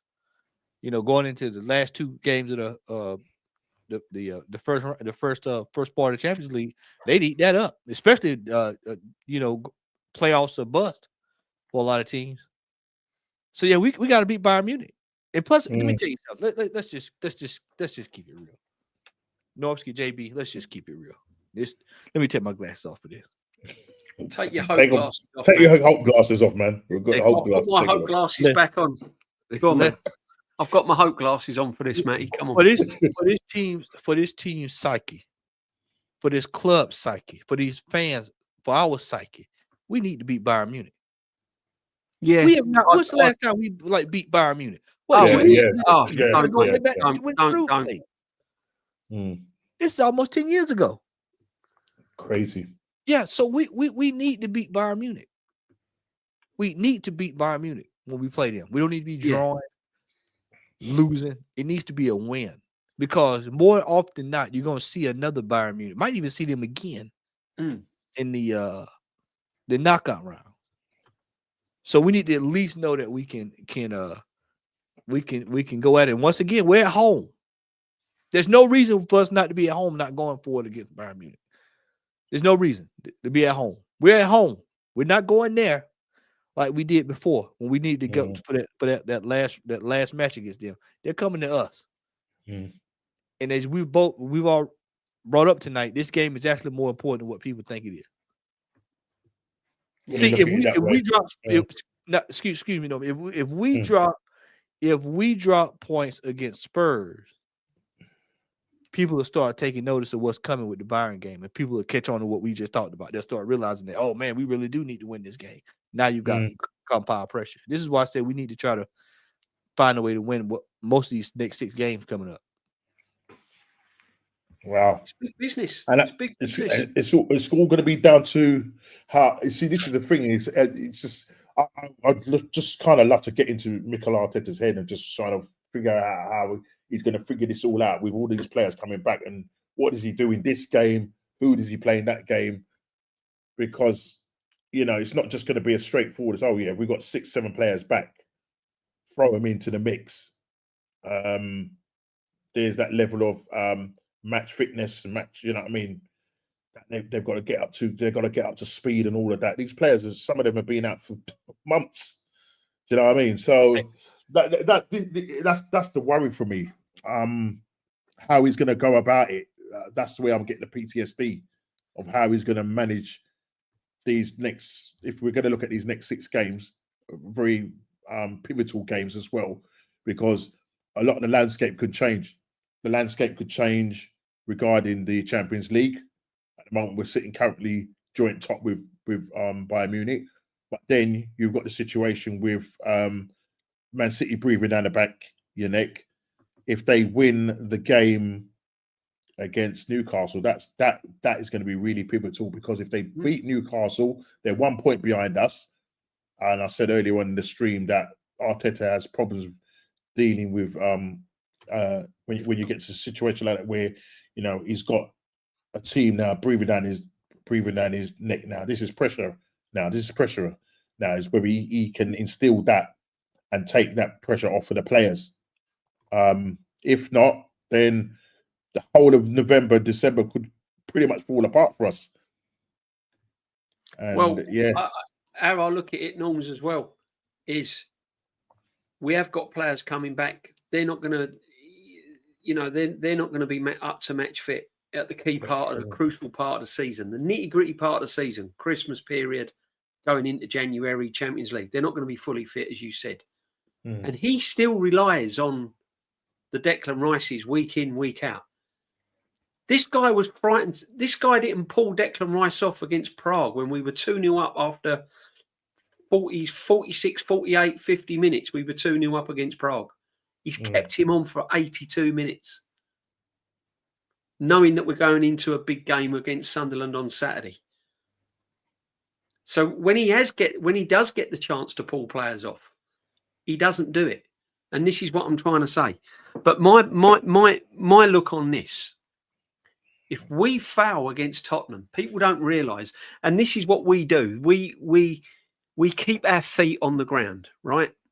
At the moment, it's all rosy, but everyone's just looking at what Arsenal's done. We've only conceded XYZ amount of goals. We're top of the league. But if we fail to beat Tottenham, and then we go into the Bayern Munich game and we don't get over the line there, we've then got to go away to Chelsea. Yeah, the demons start coming back. You start seeing those old demons again. And then the old demons come back, and then panic situation comes in. Then you get Arteta doing all sorts of crazy stuff, panicking, rotating players when he shouldn't be, and putting players in position where they shouldn't be. He'll rush players back from injury where they're not fully fit, play them full games. And these are the question marks that will happen. But look at City's fixtures. Newcastle, they got Bayer Leverkusen, and we've just spoken about. They should win that. But their fixtures compared to ours during the run-in, Leeds at home, they'll beat them. Fulham away. Sunderland at home. Palace away, that could be a tricky one. Brentford at home. West Ham at home. Forest. They've got Brentford, West Ham and Forest in December when we've got Aston Villa twice. And we've got to go to Everton away. Yeah? You see how I'm smiling, though, because I know. Yeah, I see how I'm smiling. You know, I'm thinking, innit? You know, I'm thinking about you now. Yeah. You know what? I tell you what. Don't be surprised if we're not top when you're sitting down eating your Christmas dinner. Yep. What are you saying there, Matty and Norms? What are you saying with these fixtures lists, No, Man City? these Man City fixtures, I'll tell you this is where the screw is really the pressure screw is going to really turn, because I can see these guys. I can't see, if you just scroll back to the top. Right, let's go. Right, what's the game? So Newcastle after the international break. Newcastle leads Fulham. That would probably be the only tricky game for them. But Newcastle ain't on form, mate. They've not been playing very well. They're not. Yeah, that's coming off an international break too. Plus, that's coming off an international break. Yeah. That's the only saving grace. That's the only saving grace is everybody's coming off of that break. Yeah. He's got to get back up to speed. But I mean, you're looking at this right now. I'm looking at this, and I see 7 points minimum. Yeah. And then the further you go, I'm looking at what Brentford. That's 3. West Ham. That's 3. See, when we play Spurs, North London derby, they've got Newcastle. Then when we play Chelsea, they've got Leeds at home. Yep. Does Man City play the Leeds game? Not the Leeds game, sorry. The game when we play Chelsea, do they play before us or after us? In terms of the times. When have they got Leverkusen? I think they've got Let's have a look. I'll look at our Saturday fixtures. before. I think we got Chelsea to Sunday. Yeah. So they've got points in the bag, and it's like Newcastle. If they beat Newcastle, they're 1 point behind us going into the North London derby. And then we back. Remember last year, or was it year before last? When they would win a game and then it was up for us. We got to win. You know that pressure start. You know, Matty, can I just remind everyone that it was around about this time when we played Aston Villa, the same time we were playing Tottenham, and we slipped up. I want to say it might have been the 1 year to the day and City won. Yeah. Then we slipped up against West Ham at the Emirates when they beat us 2-0. You remember a couple of years back there, when we played Wolves during the holiday fixtures? Yeah. And Shaka got that red card. You remember that? Yeah. That screwed us too. Now then, this, I know I'm moving ahead, but look at this. We go to the Etihad Saturday, 18th of April. How many times have we had to do that in March, April? It came back with nothing. April. And then we've also got to go to West Ham as well. And you know what West Ham do? And JB, they're going to remember what we did to them last year. Them 5. I think we went to the Etihad and got the 5 on them, or was that we were at home? I can't remember now. But they're going to remember that. It was at home. After us, guys. After us, they have Burnley, Everton, Brentford, Bournemouth, all and Villa at home last game of the season. All winnable games for them. Yeah, look at that run in. Go look at our run in. Look at our run in towards the end of the year. Yeah. Let's go. Go to club. Go to club. I'll go tell you, just go back to club where you was at. Let's go. Yeah, and look at that. Look at the last run in for us. Oh, dear. This is nervy, man. See, we look at it from the real lens. We look at it from the real lens. Well, that's why I did when the schedule. And you have to. You got to look at it real. That's when I said when the schedule was dropped. I said when the schedule was dropped, I said there's nowhere to hide this year. The fixture there's nowhere to hide. There's no. I mean, December is horrible. Yeah, you wait till the end of the year.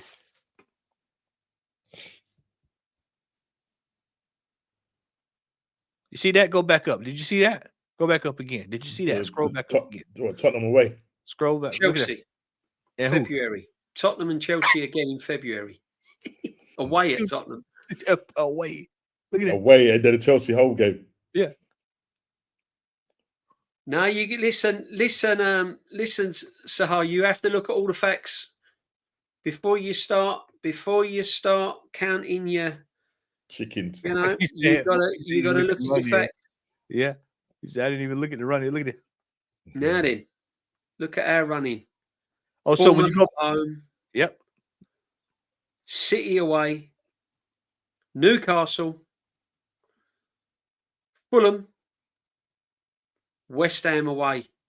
These mothers. That is not a place you want to go when you're chasing a title. Yeah, in May. Watch this. Go down again. Go down some more. Just go down some more. I want you to look.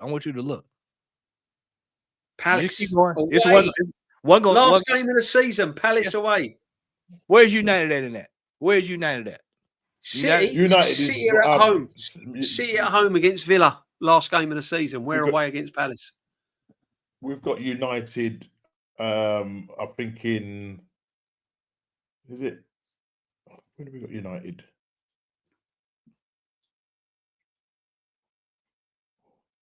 We've got Liverpool as well in December, haven't we?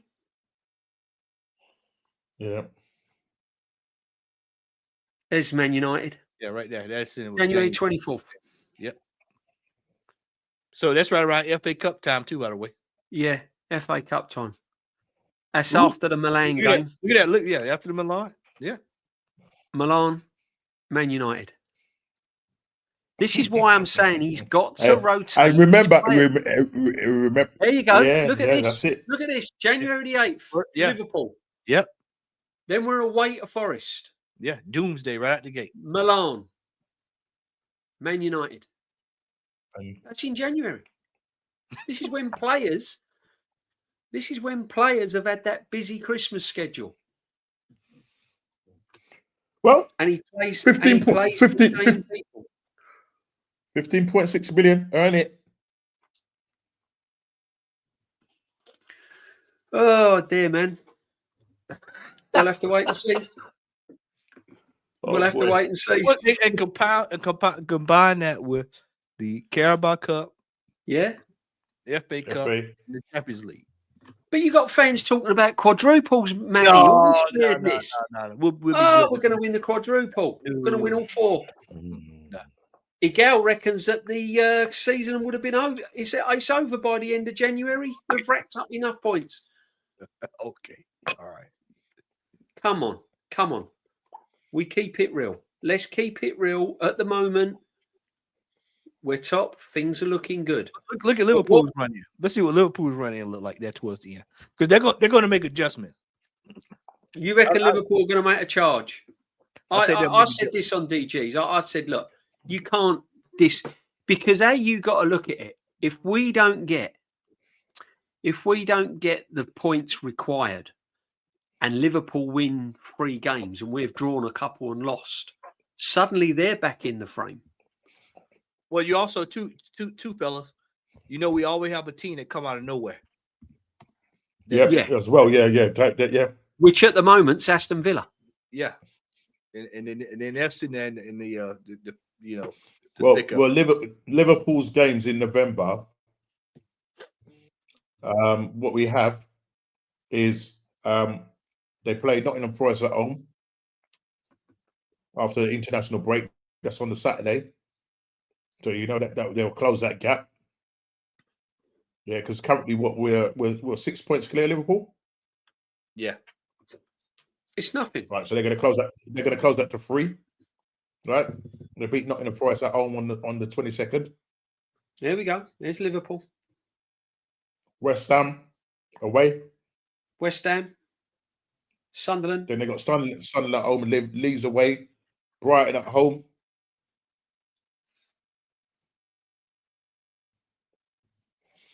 They can make them points. They can make them. I'm telling you, that's why I'm saying you can't just write them out. I'll tell you what, if they're only 4 or 5 points behind us going into this game, and they win it, they beat us at the Emirates, it's game on.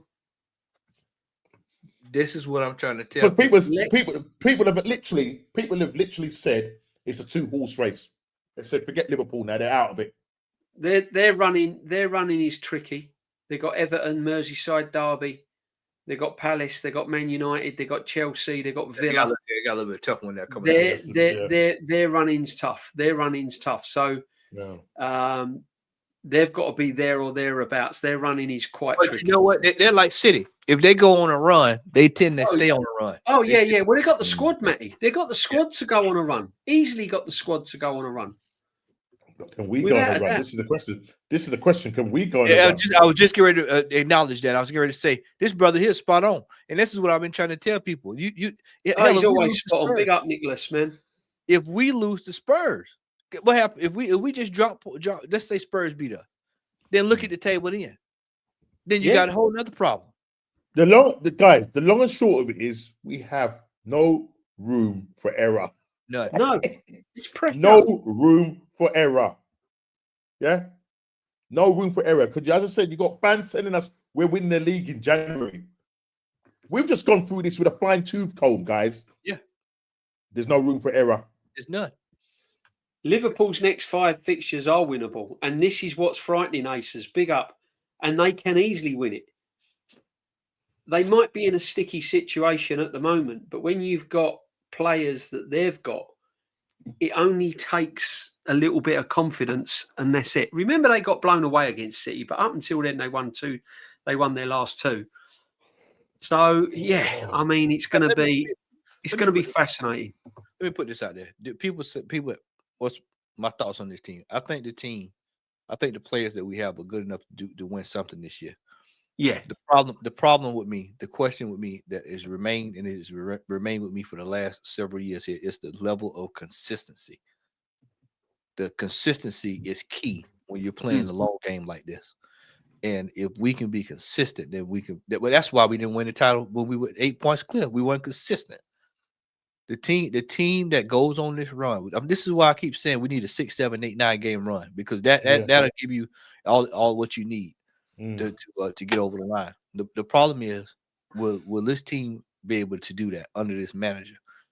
And that Sunderland game, you start seeing things that you've seen before. You're starting to see. You're seeing some of the things that you've seen before.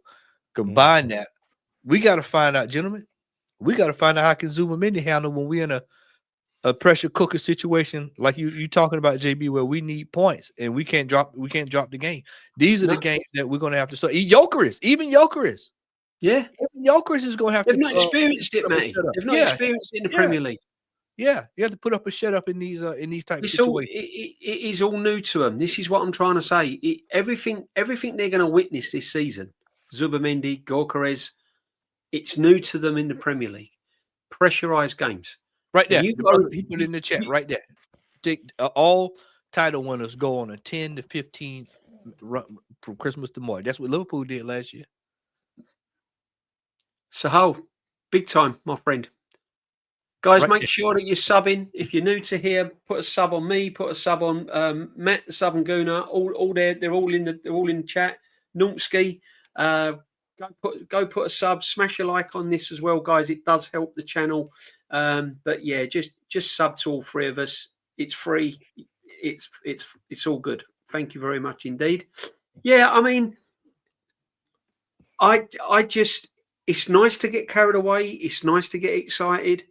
But when you break it down and you look at the fixtures and you look at everything, you've got to remember this is a manager under tremendous pressure. Tremendous pressure. His job is pretty much on the line. People don't want to hear it. People don't want to listen to it. His job is on the line. He has to win trophies. Now, when this manager's under pressure, that's when he starts to get a lot of things wrong. Yep. Weird press conferences. He's getting them weird press conferences. He starts giving out all sorts of messy press conferences. He starts to bring back players that are not fit. He plays players that are not fit. He moves players around. He starts to panic. He makes the wrong substitutions. His in-game management then starts to go wobbly. And everything then is going to be pressurized. Jokeris to be at left back. Yeah, Gyökeres left back. You'll have Havertz centre half. You'll have Declan Rice left back. Where's it all gone wrong? Seriously. Listen, this squad is good enough to win a cup. It's good enough, and it should win silverware. The question marks are: can the manager deliver? And that has been the question marks for the last 6 years. That's why we the way we are. People have to say, well, why y'all? It's like we've seen the manager in too many situations. When you've seen it time and time again, we got battle scars, Matty. We got battle scars with his brother. I told you, man. It was when we balled at 8 points, 8 points clear, man. I was sold out on that. I was like, oh yeah, we're gonna win it this year. I told Lee, I said, Lee, I'm gonna start. I'm looking at hotels. Lee, I'm looking at hotels. I'm open top rate. We ball at 8 points. I said, never again. No way. I won't fall for this again. Never. And then last year in the Carabao Cup, we were right there. Then you go Newcastle, and you crap the bed. You know what's gonna happen, guys. You know what's gonna happen. Mate. Sorry, no. PSG, PSG, Porto. Yeah, but you know what's going to happen, innit? Right? God forbid it, but the reality is like let's get our heads out the sand. I know we have anyway. Let's take our hope glasses off and all the things that we need to do. Once it starts to turn, and the top gooners realize that, the Sharks have now eaten the meat. They've taken a bite. They've taken a chunk out of Arteta's leg. Yeah. They're going to turn around to us, cautious gooners, and say, see, you're happy now, innit? You want us to lose. When you go start going on these streams, they're going to be saying, listen, get ready for the abuse. Get ready for people to offer you out, DJB. Oh, man, it's going to... It's going to kick off, man. Crazy, man. It's going to kick off, man. Absolute madness. Listen, as I said, everyone's got an opinion and everyone's entitled to it. We're not knocking anything. We're just looking at reality. It's called being cautiously optimistic. Yes. We're cautious, optimistic fans now. That's all we are. We're cautious FC. Cautious FC. Yeah, you sitting there, you watching, you observing, you say, you know what, I like what I see. We know we're at the top of the table, but at the same time, I need to see further tests. I just said to Nomsky, it's like getting married and you've had a rocky relationship and you're wondering whether she's going to walk down the aisle or not. You're looking over your shoulder. Is she going to turn up? Is my day going to be big? Is it going to be happy? Yeah, you worried about walking down the aisle. You worried about 3 years after she walked down the aisle. You trying to make sure you're going to be okay. It could turn, honestly, man. It could all go. But listen, it is what it is. Lynch is back. Where you been? Lynch has gone for a sleep. He's probably come back thinking, "Are you still streaming on this mingle? It's 3.5 hours." We're doing an emergency meeting. What are you talking about? We have covered everything: 80s music, football, Champions League, Premierships, players, injuries. We have covered so much. Big up everyone in the chat. What's your prediction? And before we get out of here, guys, what is your prediction for the Spurs game, Matty? I think we'll win 2-1. I think so. Are you? What about the Chelsea? I'm more worried about the Chelsea game personally. Are we away at Stamford Bridge or are we at home? Away. Stamford Bridge. We drew there last year. 1-1. Well, that's a toss-up, man. That's a toss-up. I could see that being a draw. Yeah. Bayern, I think Bayern is going to edge this out. That's my concern with it. I think Bayern will edge this out. I'm going to go. My next 3 games is a 2-1 Arsenal win. Again, it won't be pretty. It won't be free-flowing. 2-1 Arsenal win. I think Bayern will edge us out 2-1. And I can see us. I think that could be our first defeat in a long, long while away at Chelsea. I hate to say it. I think we'll draw that game. I think that's a draw. I think we can draw it. I see us drawing more in this sort of run that we're going through because Arteta goes into games not to try and lose. But what I will see, like last year, is that we will tend to. I think we won't draw as many. We won't draw as many games as we did last year. I think we'll win more than we'll draw and lose. But because of the tightness, we ain't got no room to maneuver. So a couple of draws, that's it. So I think we will draw more games, and we started with the Sunderland game. I'll say again, I'm going to go with you. Go with what everybody else is saying. 2-1 to the Arsenal against Tottenham. Bayern Munich to edge it. Chelsea. The only difference is, I think the Chelsea game. I think I'll draw. I think we'll get a draw in that game. Yeah. He's got the parallel park. He's going to have to parallel park this one. Yeah. I'd rather win against Tottenham and Chelsea and lose against Bayern. Well, that's 6 points in the league. Yeah. Draws made us lose the title last season. I hate draws. Just win or lose. Yeah, facts. Yeah, 14 points. Yeah, you take away 14, and we just got eight draws. We probably have over discussion. Yeah, 100. Yeah, completely. But as I said, a lot of this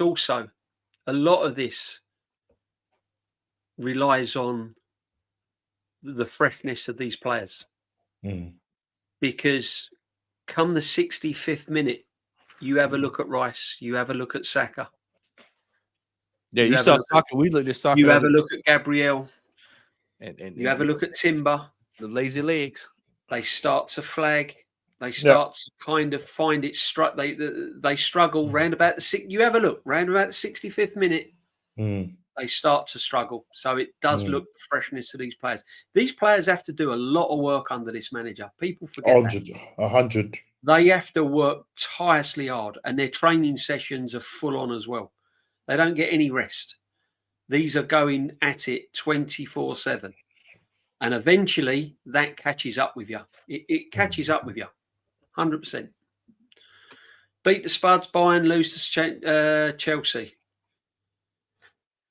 Yeah, it's going to be a funny one. Salah 100%. If I would 4 points in the Premier League and win against Bayern, I would get 6 points Premier League and lose to Bayern 100%. Well, I want to win the Champions League, so I don't want to lose any Champions League game. Rice played with broken toe this time last season for a month. Top Gooners love brushing that under the carpet. Facts. Exactly. This is what I mean.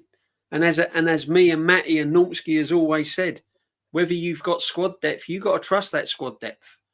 He should have made 2 or 3 substitutions against Sunderland. If he's not trusting the squad depth, then why shouldn't we be questioning it? Yeah, because I think the squad first 11 is strong if everyone's fit, but you're not far off of being very, very similar to what we have been. We bought Gyökeres so Havertz didn't play number 9. We bought Gyökeres so Marino weren't number 9. Gyökeres gets injured. Guess what? We got Marino number 9. Zubimendi hasn't proven to me that he's a step up on Partey. Got Madueke to come back. Okay, his choice is there, isn't there, guys? I mean, he could play Saka on the left and Madueke on the right, but I think Trossard's been one of our best players so far. Well, that's what I said. I said you're gonna go back to the chopping and changing with Trossard, and like I said, Trossard is a player that if he's on form, he's on form. Yeah. The minute you take him off form, then he's got to try to get back on form, and we saw that last year how that worked out. Yeah. And the other thing as well is this, right?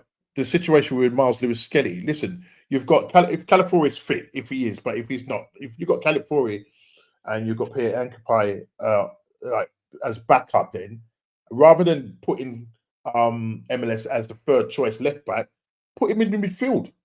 Yep. A lot of people have actually been calling for that this year. And you saw what game was that we played, and he put that through pass.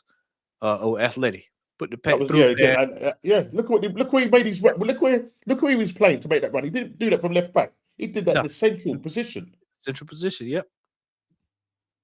So I've always said that Skelly's a midfield player. I've been saying it for ever since he walked into the team. What's he doing playing a midfield player at left back? He is a midfield player. Yeah.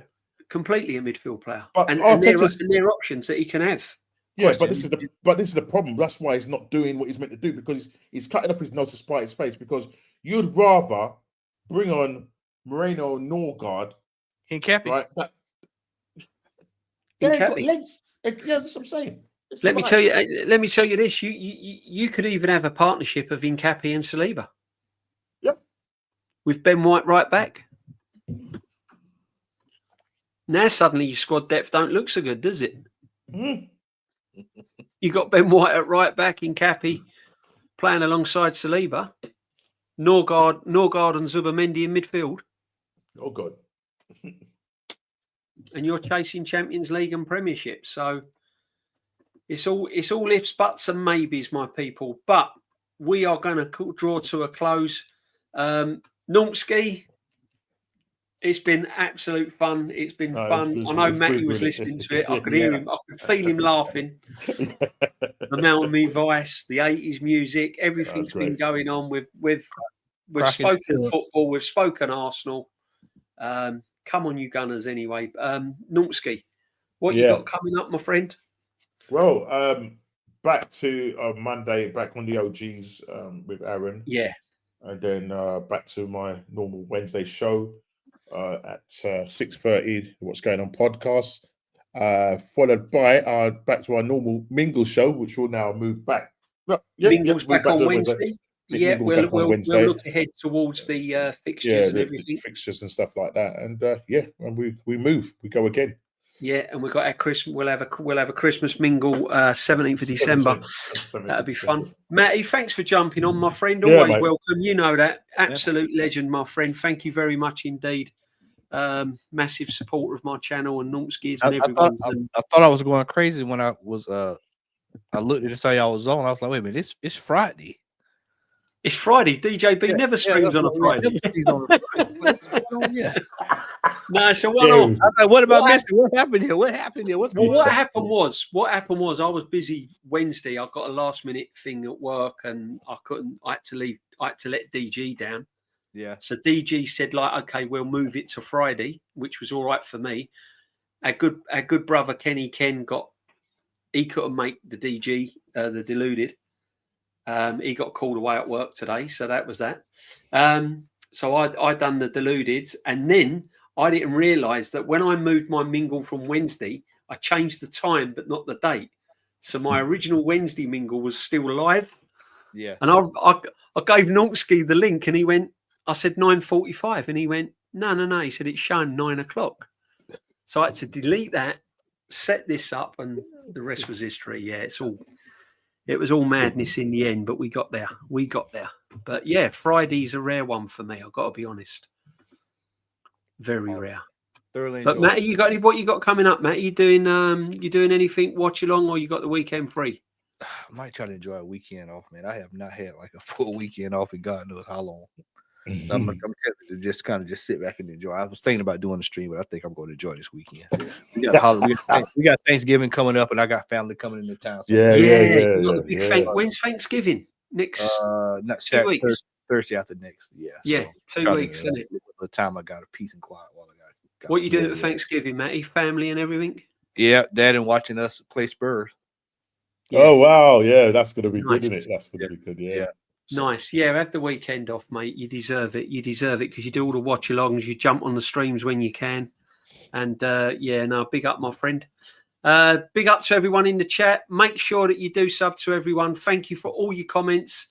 Everyone in the chat, your super chats, your stickers, everything. But DJB Normski, why are we overanalyzing? We did Wednesday mingle. We're doing a Friday mingle. DJB Huddle. We're not overanalyzing. We're just debating, talking, saying it as it is, keeping it real. Observing. We're just observing. Observations.